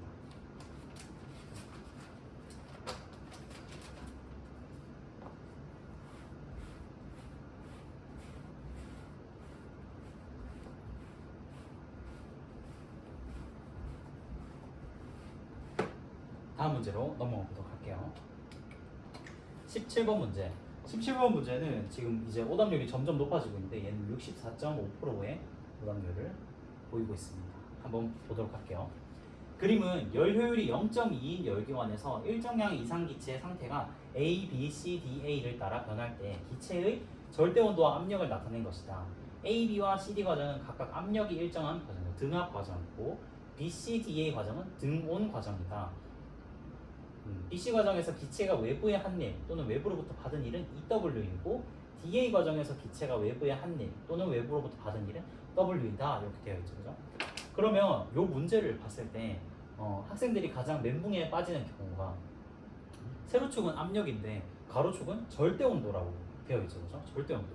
세로축은 압력 이렇게 되어 있으니까 여기서부터 이제 멘붕이 되기 시작하는데 이런 그래프가 나오면 얘를 빨리 PV 그래프로 바꿔야겠다는 생각을 해야 됩니다. PV 그래프로 빨리 바꿔야겠다.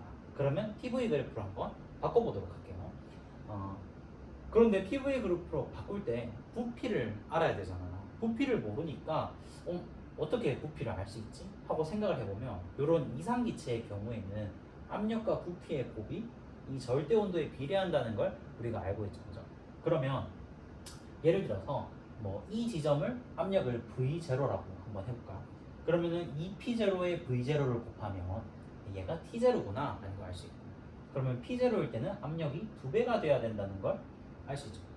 그리고 온도가 2배가 되면 부피가 같은 압력에서 4배가 돼야 돼. 역같이 2배가 돼야 되니까 4V0가 된다는 걸 알 수 있고 그러면 얘는 2P0일 때 2T0가 되려면 얘도 이제 2V0가 돼야 되는 걸 바로 알 수 있죠. 요거식 하나로 바로 부피도 쓰고 그럼 PV 그래프를 바꾸기가 너무 쉽겠죠. 그죠? PV 그래프를 한번 바꿔보도록 할게요. 얘가 이제 P 압력이고 그 다음에 얘가 이제 부피 이렇게 될 텐데 V0, 2V0, 4V0 이렇게 할까요? V0,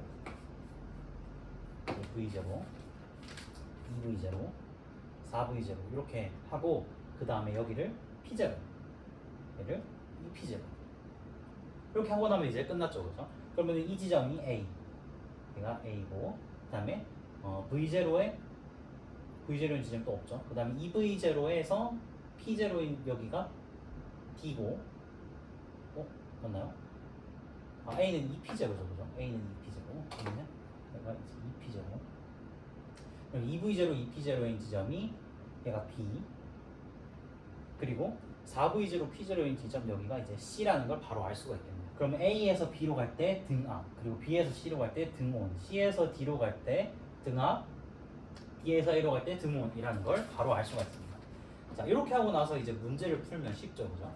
자, 기억, BC 과정에서 기체는 외부로부터 열을 흡수하냐라고 되어 있는데 B에서 C로 갈 때 한번 생각을 해볼까요?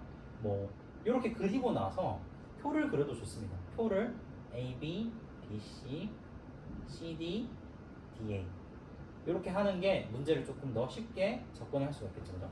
델타 내부 에너지 변화 그리고 1 이렇게 해서 이제 표를 하나 그려볼게요. 시험을 푸는 와중에 이런 표를 그린다는 거는 좀 시간이 많이 걸릴 수 있겠으나 평소에 이런 연습을 좀 했다면 조금 더 빨리 할 수 있겠죠. 그죠? 자, 그럼 AB 과정에서는 볼까요? AB 과정에서는 1은 얼마만큼 했냐? 플러스 2 P0 V0만큼 일했죠. 그죠? 왜냐면은 여기 이 면적 이 그래프 아래에 면적만큼 일을 하니까 요 면적만큼 일을 하니까 요게 2P0 V0인 걸 알 수 있고 그리고 마찬가지로 C에서 D로 갈 때는 마이너스 2P0 V0죠. 왜냐면 감소했으니까 그리고 A에서 B로 갈 때 온도가 T0에서 ET0로 됐으니까 온도가 상승했겠죠. 그죠? 그러면 열은 외부로부터 받았을 거고, 그리고 BC 과정에서 또 지금 보면 BC 과정에서도 부피는 1은 했죠. 그죠? 부피가 증가하니까 1은 했고, 그래서 B로 실어갈 때 온도는 그대로라서 내부 에너지의 변화는 없겠지만 어쨌든 증가했으니까 얘도 열을 흡수를 했겠죠. 기억은 맞다. 이렇게 할 수 있고, 그 다음에 문제에서 보면은 BC 과정에서 외부의 한 일 또는 받은 일인데 얘는 플러스 EW가 되고, 그리고 DA 과정에서는 얘가 이제 일을 받으니까 마이너스 W 이렇게 되겠죠. 그죠? 그러면 얘를 다 더하면 이게 이제 이 열기관이 한 일이 되는데 한 일이 W인 걸 알 수 있죠. 그죠? 그리고 문제에서 열 효율이 0.2라고 했으니까 이렇게 생각할 수 있겠네요. 받은 것분의 일한 거 얘가 0.2, 5분의 1이다. 근데 일한 게 그대로 플러스 W인 거 우리 알고 있으니까, 그죠? 그러면 얘가 흡수한 열이 5W인 거를 알 수 있네요. 그리고 여기 BC 과정에서 보면은 Q는 델타 U 플러스 W인데 0 플러스 2W니까 얘가 이제 플러스 2W인 걸 알 수 있고, 어쨌든 공급받은 게 전부 다 5W여야 되니까 A, B랑 BC에서 열을 공급받죠. 그죠? 그러면 여기 고 플러스 3W라는 걸 알 수 있겠네요. 그 다음에 DA 과정에서도 등온이니까 얘는 마이너스 W일 거고, 그러면 이 얘가 열 효율이 이렇게도 계산할 수 있지만 이렇게도 할 수 있죠. 그죠? 받은 거에서 내뱉은 거에 요 차이만큼 계산할 수도 있으니까 얘가 5분의 1이라면 5, 얘가 4가 돼야 되니까 여기는 마이너스 3W 이렇게 쓸 수도 있겠죠. 그죠? 그러면 니은 AB 과정에서 기체의 내부 에너지 증가량은 AB 과정에서는 T0에서 ET0로 갔죠. 그럼 T0만큼 변했을 건데 증가량은 어쨌든 T0만큼 변한 거에 비례하는 어떤 양이겠죠. 그죠? 그리고 CD 과정에서의 기체의 내부 에너지의 감소량보다 크냐라고 되어 있는데, CD 과정도 보면은 C에서 D로 갈 때도 ET0에서 T0로 갔으니까 얘도 T0만큼 변했단 말이죠. 그죠? 그러면 여기서 변한 이 내부 에너지가 서로 같다는 걸 알 수 있고, 그래서 니은은 틀렸고, 디귿 AB 과정에서 기체가 흡수한 열량은 3W냐라고 되어 있는데 3W인 거 알 수 있죠. 그죠? 그래서 디귿은 맞다. 그러면은 정답은 기억 디귿 3번 이렇게 하면 되는데, 이 문제에서 보면은 옛날에는 열 효율만 물어보던지 아니면 그냥 요런 그래프 이렇게 좀 꼬인 그래프만 주던지 했는데, 이 꼬인 그래프랑 열 효율을 같이 줘가지고 얘를 지금 머릿속에서 떠올릴 수 있냐라는 거를 물어본 거죠. 그죠? 그래서 제가 표를 그리라고 했던 게, 얘를 그냥 열 효율이 0.2고 이렇게 PV 그래프를 그렸고 여기까지는 그릴 수 있을 거예요. PV 그래프까지는 어떻게 그릴 수 있는데 그 다음에는 막 면적 칠하고 이렇게 하다 보면은 이걸 제대로 해결할 수가 없단 말이죠. 그죠? 그래서 어쨌든 표를 그려가지고 생각을 해보는 게 조금 더 도움이 될 거다라고 생각을 합니다. 오답률도 좀 높은 편이었고, 그리고 열역학에서 이렇게 내가 배신을 당할 줄이야 라고 생각을 했다면 이런 연습을 하는 거를 좀 추천을 드립니다.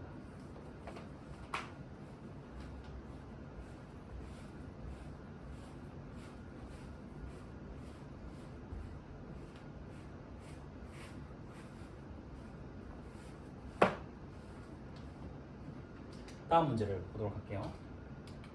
18번. 자, 이제는 조금 더 어려운 문제들이 나오고 있는데, 18번 같은 경우에는 오답률이 77.7%입니다.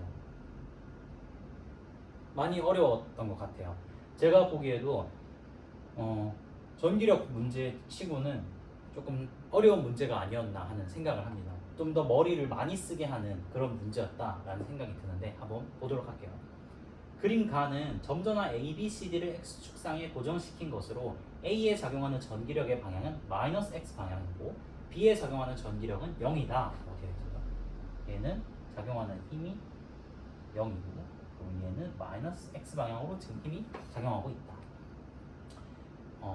나는 가에서 A와 C의 위치만 서로 바꾼 것으로 B에는 플러스 X 방향으로 크기가 F인 전기력이 작용한다 라고 되어 있죠.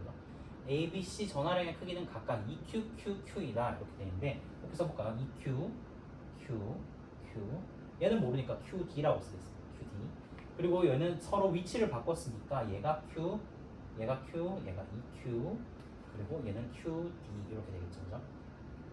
그리고 가에서 A에 작용하는 전기력의 크기를 물어보라고 했는데 이 문제 벌써 좀 멘붕이죠, 그죠? 평소 같았으면 그냥 부호 좀 부호가 꼬여 있으니까 부호 알아내고 그리고 풀면 됐는데 갑자기 B 얘기를 막 하다가 A에 작용하는 전기력 크기를 구하라고 하니까 하는 생각이 드는데 한번 생각을 해보도록 할게요. 지금 보면 B가 R자 힘이 0이었는데 A랑 C의 위치를 바꿨더니 B의 R자 힘이 지금 생긴 거죠. 그죠? 오른쪽으로 F만큼. 그 말은 D는 가만히 있는데 요 A랑 C에 의한 영향이 있었구나라는 걸 알 수가 있고, 그럼 가에서 이런 상황을 생각할 수 있겠죠. 가에서 D가 있는데 이 D가 B한테 작용하는 힘이 있을 거고, 그리고 A와 C가 한 통속으로 둘이 편을 먹고 나한테 B한테 작용하는 힘이 있었을 거예요. 근데 얘네가 이제 바꿨더니 이런 식으로 R자 힘이 생겼더라라는 거죠. 그러면 이렇게 한번 써볼게요. 자, B의 상황에서 한번 써볼 건데, 가의 경우에는 A가 나한테 작용하는 힘, 그리고 C가 나한테 작용하는 힘, 그리고 D가 나한테 작용하는 힘을 다 더했더니 내가 지금 작용하는 R자 힘이 0이더라 이렇게 쓸 수 있겠죠. 그죠? 그리고 그 반대로 A랑 C를 위치를 지금 바꾼 거 아닙니까? 바꿨으면 나에서는 A와 C가 작용하는 힘의 방향이 플러스에서 마이너스로 반대가 돼야겠죠. 그죠? 이거 좀 이해되나요? 원래는 A랑 C가 작용하는 힘의 어떤 방향이 있었겠죠. 그죠? 그게 무슨 방향인지는 잘 모르겠어요. 그래서 그냥 놨는데 어쨌든 둘이 서로 위치를 바꿨으면 나한테 작용하는 힘의 방향이 반대가 된다는 거, 요거 좀 이해가 되죠, 그죠? 그리고 D에 작용하는 힘은 모르겠어요. 그랬더니 오른쪽으로 F만큼 힘을 작용을 했다. 모르겠으니까 그냥 F 이렇게 써볼까요, 그죠? 이렇게 하고 이제 다 더해보면 이 D가 나한테 작용하는 힘은 플러스 2분의 1 F였고, 그리고 A랑 C가 한 통속으로 나한테 작용하는 이 힘이 마이너스 2분의 1 F였다는 거를 바로 계산을 할 수가 있죠, 그죠? 그러면 원래 A랑 C가 나를 요 B를 오른쪽으로 2분의 1 F만큼 작용을 했고, 그리고 D가 나를 오른쪽 A랑 C가 왼쪽으로, 그리고 D가 나를 오른쪽으로 2분의 1 F만큼 잡아당겼구나 라는 걸 이렇게 쓸 수가 있을 겁니다. 그리고 나서 얘네 둘이 위치를 바꾸니까 요 힘 두 개가 같은 방향이 되면서 나한테 R자인 오른쪽으로 F만큼 작용할 수 있었겠죠, 그죠? 자, 그러면 이런 상황을 생각을 하면서 이제 문제를 한번 보도록 할 텐데, A, B, C, D를 한번 볼까요? A, B, C, D. 자, 생각을 해보면 어쨌든 B랑 D가 B한테 작용하는 힘이 오른쪽이니까 B랑 D는 서로 지금 잡아당기고 있겠다라고 생각할 수 있겠죠, 그죠? 그럼 잡아당기니까 우리가 이제 B의 방향을, B의 부호를 플러스로 할까요? 임의로. 그러면 D는 자동으로 마이너스가 될 수밖에 없겠죠, 그죠? 그리고 그 다음에는 무슨 경우가 있을 거냐? 여기서 다양한 경우가 있겠죠, 그죠? 이 플러스 마이너스는 그대로 있는 이 상태에서, 플러스 마이너스는 그대로 있는 상태에서 얘네가 풀풀이 될 수도 있고, 그죠? 풀풀, 아니면 풀마, 아니면은 마풀, 아니면은 마마 이렇게 될 수도 있겠죠, 그죠? 그럼 이 네 가지 경우 중에서 되는 것과 되지 않는 것을 생각을 해봐야 되는데, 자, 한번 해보도록 할까요? 예를 들어서 이런 걸 한번 해봅시다. 자, 여기 보면은 A랑 C가 한 통속으로 B를 왼쪽으로 왼쪽으로 힘을 가해야 되잖아요, 그죠? 근데 이런 경우면 왼쪽으로 힘을 가할 수가 있나요? 없죠, 그죠? A는 B를 오른쪽으로 밀고 C도 B를 오른쪽으로 잡아당길 텐데 둘이 작용하는 힘이 오른쪽이 될 수 있죠, 그죠? 그러면 이 경우는 안 되는구나 라는 걸 알 수 있고 모순이다 라고 생각할 수가 있겠습니다. 그리고 그 다음에는 또 어떤 경우가 있을 수 있을까요?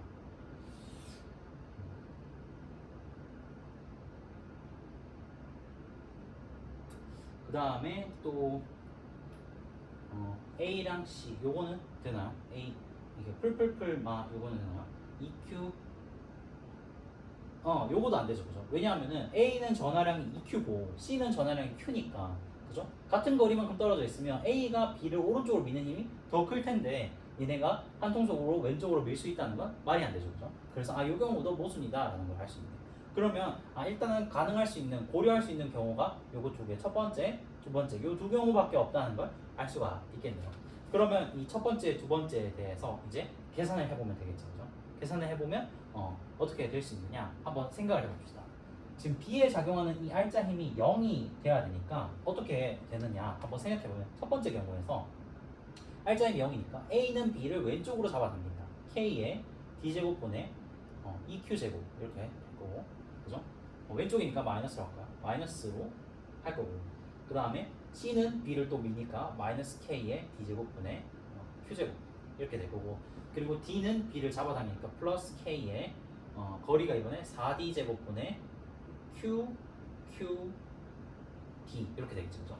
그러면 얘네 더하면 3, 여기 4분의 1 QD가 되니까 그래서 결론이 이 QD가 12Q가 되면 이 값을 다 더했을 때 0이 될 수가 있겠죠. 그럼 이 경우에는 이 여기다 쓸까? QD Q의 D의 전화량이 얘는 이제 12Q가 돼야 되고, 두 번째 경우는 어떻게 되나요? 두 번째 경우는 잡아당기겠죠. 그죠? 잡아당기니까 마이너스 K의 D제곱분의 2Q제곱, 그리고 얘도 잡아당기니까 플러스 K의 D제곱분의 Q제곱, 그리고 얘는 잡아당기니까 플러스 K의 4D제곱분의 Q, QD 이렇게 되니까 이번에는 이 QD가 얼마가 돼야 되냐? 1이니까 4Q가 돼야겠네요. 4Q. 여기 이 경우에는 4Q가 되면 된다라는 걸 알 수 있죠. 그죠? 그러면은 얘가 12Q일 때 혹은 4Q일 때 어느 경우에 가를 왼쪽으로 밀 수 있는지를 그것도 따져봐야 되겠네요. 1번과 2번에서 조금 복잡한데 한번 해보도록 하죠. 이번에는 이제 가에 작용하는 A에 작용하는 R자 힘을 계산해야 되는데, 가의 경우에서 A가 왼쪽으로 힘을 받아야 되니까 한번 봅시다. 1번 경우에 한번 생각해볼까요? 1번 경우에 EQ K의 D제곱분의 EQ랑 Q, 그리고 오른쪽으로 잡아당기니까 플러스 EQ제곱, 그리고 C도 오른쪽으로 잡아당기죠. 플러스 K의 4D제곱분의 EQ제곱 이렇게 되고, D는 왼쪽으로 미니까 D는 마이너스 K의 3D만큼 떨어져 있으니까 9D제곱분의 12Q에 EQ 하면은 24Q제곱이 되겠죠. 그러면 얘를 계산해보면 얘는 뭐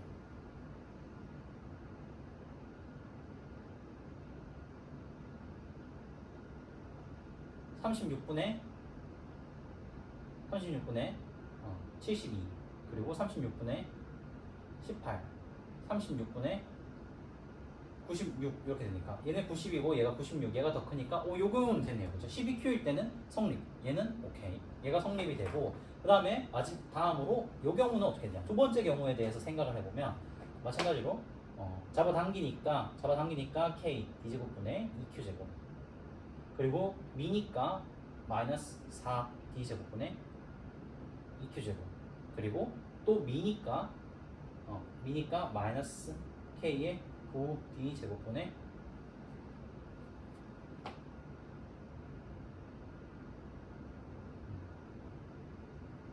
9D제곱분의 이 값이 얼마가 4Q, 얘는 4Q죠. 이번에는 8Q제곱 이렇게 돼야겠다. 그러면 얘를 계산해 보면 얘 36분의 72, 얘 36분의 18, 얘 36분의 4, 8에 32 이렇게 되니까 이 플러스가 더 커서 얘를 왼쪽으로 잡아당기는 결과가 되죠. 그죠? 그럼 그 말은 이 4Q인 것도 이제 모순이더라 라는 걸 알 수 있고, 그러면 이 Q의 전하량이 12Q라는 거를 이제 알 수 있죠. 요거를 이렇게 논리적으로 생각을 했어야 되는데, 뭔가 그 전에 문제 풀는 것처럼 그냥 부호를 뭐 얘가 플러스면 마이너스 플러스 이렇게 했다면 풀기가 굉장히 어려웠을 수 있다. 뭔가 이렇게 내가 지금 앞으로 문제를 풀어가고 있는 게 아니라 점점 문제에 의해서 내 생각이 꼬이고 있다고 느꼈을 것 같아요. 근데 이렇게 표를 그렸으면 바로 이렇게 알 수 있죠. 그 다음부터는 뭐 이거는 F만 계산해보면 바로 알 수 있으니까 그대로 한번 해보도록 할게요. 그러면 이제 B에 작용하는 R자임을 여기서 계산해야겠죠. B에 작용하는 R자임은 FB, 얘를 계산을 해야 되는데, 그럼 얼마가 되느냐? FB는 얼마가 되느냐? 왼쪽으로 잡아당기니까 C가 B를 왼쪽으로 C가 여기다가 쓸게요. 풀 마 이렇게 되니까 C가 B를 오른쪽으로 미니까 플러스 K의 D제곱분의 Q제곱. A는 오른쪽 잡아당기니까 플러스 K의 D제곱분의 2Q제곱. 그리고 얘도 잡아당기니까 플러스 K의 이번엔 4D제곱분의 12Q의 제곱. 이렇게 하면 되겠죠. 그렇죠? 그럼 D제곱분의 3, 2, 1이니까 얘는 K의 D제곱분의 6Q제곱이 되겠네요. 아, 이 값이 F구나 라는 거를 이제 알 수가 있습니다. 얘가 F였구나. 그러면 이제 A에 작용하는 전기력의 크기를 쓸 수 있죠. 그죠? FA는 얼마가 되느냐?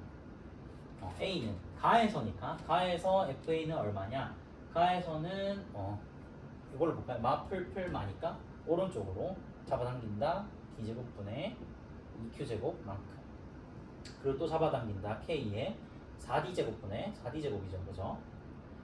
2Q제곱만큼. 그리고 민다 얼마만큼? K의 9D제곱분의 24Q제곱만큼 민다는 걸 알 수 있고, 그럼 얘는 36분의 72 36분의 9, 18 빼기 36분의 96 하면은 얘가 이제 마이너스 36분의 90이고 6이니까 6인 거 알 수 있죠. 아, 그럼 얘는 마이너스 K의 6D제곱분의 Q제곱이구나. 그러면은 크기만 따져보면 이 크기가 얼마가 되느냐? 36분의 1 F인 거를 알 수 있죠. 36분의 1 F다. 이렇게 해서 1번이라고 고르면 되겠습니다. 할 수 있겠나요? 조금 힘들었죠, 그죠? 얘네 부호만 결정해 놓으면 그 다음에는 괜찮았는데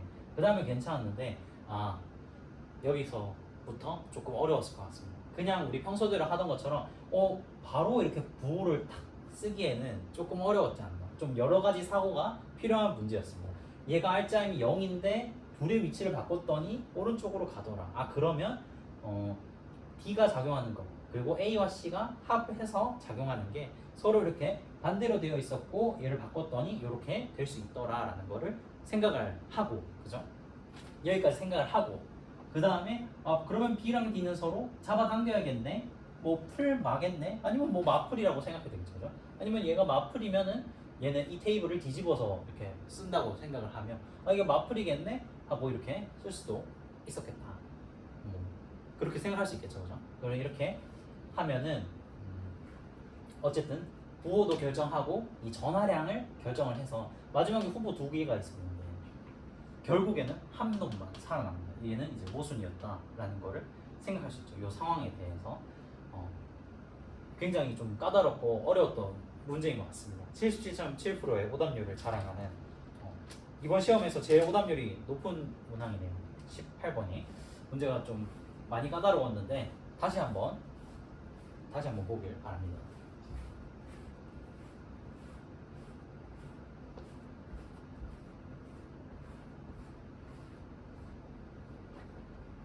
두 문제가 남았는데 힘내서 한번 해보도록 할게요. 19번 그림은 물체 A, B, C를 실로 연결해서 수평면의 점 P에서 B를 가만히 놓아 물체가 등가속도 운동하는 모습을 나타낸 것이다. 등가속도 운동. B가 점 Q를 지날 때 속력은 V다. B가 P에서 Q까지 운동하는 동안 A의 중력 포텐셜 에너지 증가량은 A의 운동 에너지 증가량의 4배이다. 여기 힌트가 하나 있고, 그죠? B의 운동 에너지는 R에서가 Q에서의 3배이다. 여기도 또 힌트가 하나 있네요.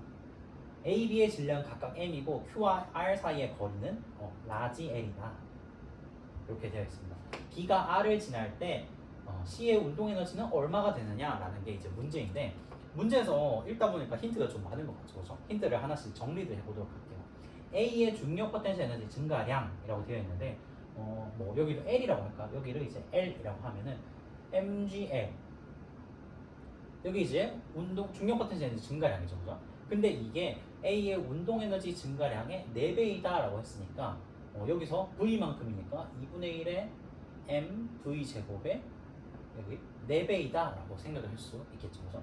그럼 얘가 뭐 2mv 제곱인 걸 쓸 수 있고, 그 다음에 B의 운동 에너지는 R에서가 Q에서의 3배이다 라고 되어 있으니까 운동 에너지가 3배이면 속력은 루트 3배겠죠, 그죠? 그래야지만 제곱을 했을 때 3이 나올 수 있으니까 얘가 이쪽에서 V였고 이쪽에서 루트 3V였다라는 걸 알 수 있습니다. 그러고 나서 뭐 어쩌고 저쩌고 이렇게 되어 있는데 지금 C의 질량이 안 주어져 있으니까 이렇게 해볼까요? C의 질량을 라지 M 이렇게 한번 해봅시다. 그러면 이 중력 포텐셜 에너지가 증가하고 감소하고 요만큼 이 개의 운동 에너지가 변했겠죠, 그렇죠? 그럼 그 상황을 한번 써보도록 할 텐데 첫 번째로 P에서 Q까지 갈 때 한번 써볼까요? PQ에서의 한번 이 식을 써보면 C가 더 무거웠으니까 당연히 떨어졌겠죠, 그죠? 그러면은 M-M의 GL 이게 이제 포텐셜 에너지의 그 변화량인데 얘가 이 포텐셜 에너지의 변화량이 다 개의 운동 에너지로 전환이 되었다. 그럼 2분의 1의 질량은 EM 플러스 라지 M 그리고 속력은 V니까 V제곱 이렇게 쓸 수 있겠죠, 그죠?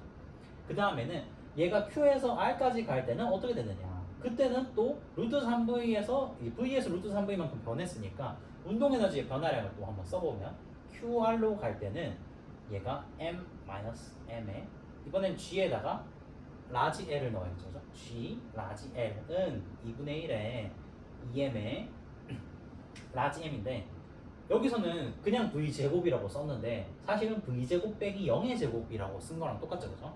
그러니까 여기도 운동 에너지의 변화량을 써야 되니까 루트 3V의 제곱, 3V의 제곱 빼기 V의 제곱, V의 제곱 요렇게 이제 해줘야 되겠죠. 이런 식으로 해주면 뭐 여기가 얘가 얼마가 될까요? 2V 제곱이니까 2V 제곱이니까 이렇게 되니까 그러면은 우리가 관계를 하나 알 수 있는데 이 라지 L이라고 하는 게 사실은 2L이었다는 거를 알 수 있죠, 그죠?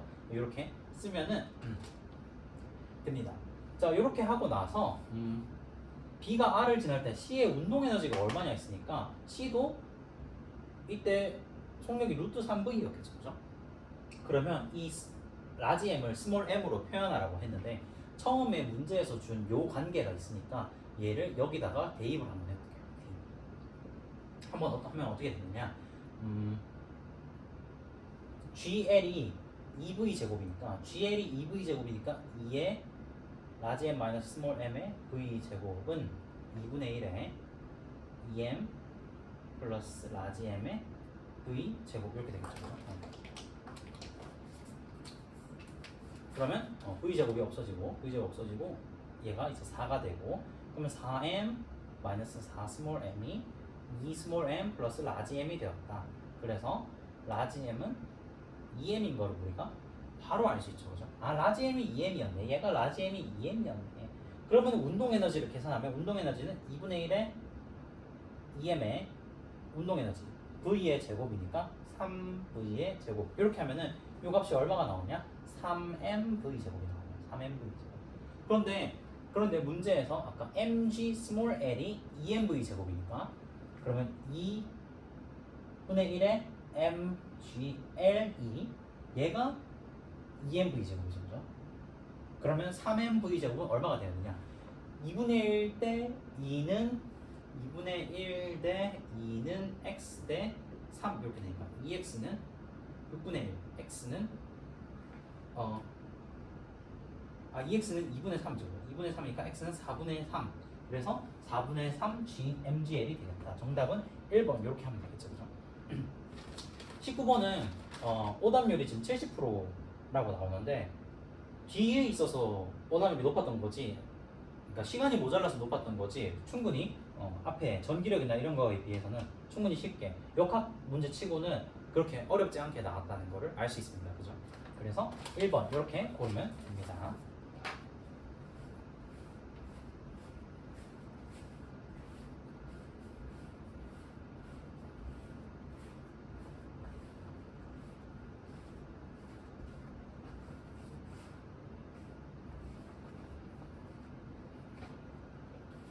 자, 마지막 20번 한번 보도록 할게요. 20번. 그림과 같이 직선 도로에서 자동차 A가 속력 3V로 기준선 Q를 지나는 순간 기준선 P에 정지해 있던 자동차 B가 출발해서 기준선 X에 동시에 도착한다. 이렇게 이제 동시에 도착한다. A가 Q에서 기준선 R까지 등가속도 운동을 하는 동안 A의 가속도와 B가 P에서 R까지 등가속도 운동하는 동안 B의 가속도는 크기와 방향이 서로 같다. 그러면 오른쪽으로 지금 가속이 되고 있거든요. 뭐 A1이라고 할까요? A1만큼 이렇게 가속이 되고 있고 아래에서 가속 같다. A가 S에 도달하는 순간 A의 속력은 V이고 B가 P에서 R까지 운동하는 동안 R에서 S까지 운동하는 동안 B의 평균 속력은 각각 3.5V, 6V이다. R과 S의 거리는 L이다. 이렇게 되어 있고 P와 Q 사이의 이 거리가 얼마겠느냐라고 물어보고 있죠. 이 문제가 지금 20번 문제인데 오답률은 76.8%로 좀 높은 편인데 한번 해보도록 할게요. 자, 어쨌든 지금 가속도가 서로 같은데 여기서는 Q가 R로 갈 때 A1, 이게 B가 P에서 R로 갈 때 A1이고 그 다음에는 얘가 지금 이제 감속을 할 테니까 뭐 이쪽 방향으로 A2 이렇게 있었다고 생각할 수 있겠죠. A2 이렇게. 그리고 문제에서 평균 속력을 각각 3.5V, 6V라고 줬으니까 여기는 B가 P에서 R까지. B가 이제 요 R점을 지날 때 속력은 7V가 될 거고, 그죠? 그리고 여기서부터 여기까지 또 6V니까 여기서는 5V만큼 돼야지만 여기 평균이 6V, 여기 평균이 3.5V인 걸 알 수 있죠, 그죠? 그러면 A는 3V에서 여기로 갈 때 얼마였겠느냐? R점을 지날 때를 라지 V라고 한번 둬봅시다. 라지 V라고 둬놓고 이제 문제를 한번 풀어보도록 할 텐데, 이렇게 한번 해볼까요? 얘가 지금 이제 이만큼의 거리를 등가속도 운동을 했는데 거리도 똑같고 가속도의 크기도 똑같으니까 이렇게 한번 쓸 수 있겠네요.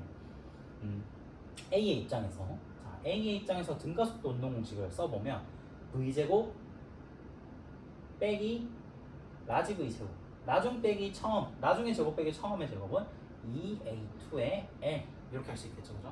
그리고 B의 경우에도 25V의 제곱 빼기 49V의 제곱은 2A2L 이렇게 할 수 있으니까 얘네 둘이가 서로 같네? 그래서 따라서 요 V라고 하는 게 5V였구나 라는 걸 바로 알 수 있죠, 그죠?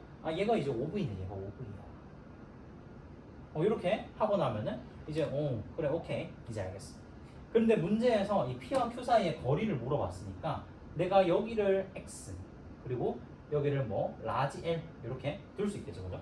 그러면은 X랑 라지 L을 도와줬는데 문제에서 얘네가 이제 동시에 여기를 도착했다 했으니까 아까 앞에서 했던 것처럼 운동하는 시간이 똑같죠, 그죠? 운동하는 시간이 똑같으니까 A와 B에 대해서 이렇게 또 식을 쓸 수가 있겠네요. 먼저 A가 운동할 때는 요렇게 운동했을 거예요. 2분의 1에 3V 플러스 5V 요 평균 속력으로 X만큼 간 거, 그리고 그 다음 구간에 2분의 1에 5V 플러스 V로 라지 L만큼 간 시간, 얘가 이제 A가 운동한 총 시간이겠죠, 그죠? 근데 이게 B가 운동한 총 시간이랑 똑같아야 하니까 B가 운동한 총 시간은 0 플러스 7V에 얼만큼? L만큼. 그리고 얘가 운동한 시간이 얼마가 되느냐? 2분의 1에 7V 플러스 5V에 라지 L만큼 이렇게 운동을 하면 되겠죠, 그죠? 이렇게 운동하면 이제 식을 또 하나를 세웠고, 그러면 여기서 그 다음에 이제 L과 X 사이의 관계만 우리가 얘기를 하면은 이 식을 바로 이제 풀 수가 있겠죠, 그죠? 한번 해볼까요? L과 X 사이의 관계를 여기서 이제 어떻게 알 수가 있냐? 한번 보면은 얘가 이제 얘는 3V에서 5V로 똑같은 가속도로 이만큼 갔고, 얘는 0에서 7V로 똑같은 가속도로 이만큼 갔죠, 그죠? 그럼 그 관계를 이용해서 또 식을 한번 써보면은 어떻게 되느냐? 이렇게 쓸 수 있겠네요. 25V 제곱 빼기 9V 제곱은 2A1X 이렇게 되고, 그리고 쟤는 49V의 제곱 빼기 0은 2A1L 이렇게 할 수 있겠죠. 그러면은 요 L과 X의 관계를 나올 수가 있는데, 그럼 L분의 X가 얼마가 나오냐? 49분의 16이라는 요 관계를 알 수 있죠, 그죠? 그리고 그 다음에 얘를 이용해서 여기다 집어넣으면 L도 구하고 X도 구하고, 그리고 우리가 원하는 P와 Q 사이의 거리 L 빼기 X도 계산할 수 있겠죠, 그죠? 그럼 한번 해보도록 합시다. 여기서 한번 계산해보면 뭐 요 식을 한번 계산해 보면 2분의 1을 다 빼면은 8분의 x 8 여기다가 이걸 여기다 써놓고 할게요. L분의 x는 49분의 16인 거를 일단 알았고, 그 다음에 여기 계산해 보면 8분의 x 플러스 6분의 l은 7분의 l 플러스 12 6분의 라지 l 이렇게 할 수 있죠. 아니죠, 12가 되는 거죠. 12 이렇게 되니까, 근데 아까 L분의 X가 49분의 16이면 여기서 L은 16분의 49X다 라고 할 수 있겠죠. 그렇죠? 그럼 여기다가 이제 집어넣으면 8분의 X 그리고 넘겨서 플러스 12분의 L은 7분의 X니까 얘가 16분의 7X가 되는 걸 알 수 있겠네요. 그러면 12분의 이 L은 8분의 X를 넘기면 16분의 2니까 얘가 16분의 5x인 걸 알 수 있죠. 16분의 5x다. 그래서 따라서 x는 60분의 16l이다 라고 할 수 있죠. 그죠? 그러면 얘를 여기다 이제 다시 집어넣으면 l은 60분의 49 라지 l 이렇게 쓸 수가 있겠습니다. 그리고 우리가 원하는 게 P와 Q 사이의 거리니까 L-X를 계산을 하면은 이 값이 얼마가 나오냐? 60분의 33 60분의 33이고 얘는 약분하면은 20분의 11L이라는 걸 알 수 있죠. 그죠? 이렇게 계산을 하면은 되겠습니다. 이 과정이 좀 논리적인 과정이 이해가 되나요? 20번 문제치고는 솔직히 그렇게 난이도가 높은 문제는 아니었는데 앞에서 시간을 많이 잡아먹다 보니까 여기까지 오는데 좀 힘이 들었을 것 같습니다. 그렇지만 이 문제도 등가속도 운동 공식 1개 그리고 아까 전에 하나 더 썼죠. 2개를 쓰고 그죠? 그 다음에 얘네가 동시에 도착을 하니까 운동하는 시간이 똑같구나 라는 걸 이용해서 이렇게 평균 속력을 이용한 식을 쓰면 문제에서 평균 속력을 가르쳐 줬기 때문에 식을 쓰면 이렇게 식 2개 하나 그리고 등가속도 아까 전에 이거랑 똑같았던 이 구간에서 썼던 거 하나 요 3개로 바로 문제를 풀 수 있는 그렇게 어려운 문제는 아니었던 것으로 생각이 듭니다. 3점이고 20번이지만 막상 그 실체를 뜯어보면 동시에 운동한다는 것과 문제에서 힌트가 많이 있었기 때문에 그렇게 어려운 문제는 아니었으나 계산이 많이 소모해야 되니까 계산하는 동안에 시간이 많이 소모가 되는 그런 문제였던 것으로 생각이 됩니다. 여기까지 이렇게 문제를 풀어보고 했는데 이번 7월 모의고사 같은 경우에는 이제 교육청에서 하는 거다 보니까 평가원과 교육청의 그런 스타일이 조금 다르지만 어쨌든 눈여겨볼 만한 문제가 몇 문제들 있었기 때문에 눈빛을 조금 더 초롱초롱하게 하고 눈에 힘을 주고 다양한 문제들을 분석을 좀 하기를 바랍니다. 그러면은 해설 강의는 여기까지 하는 거로 하겠습니다. 다음에 9월 모의평가 때 또 만나뵙도록 할게요.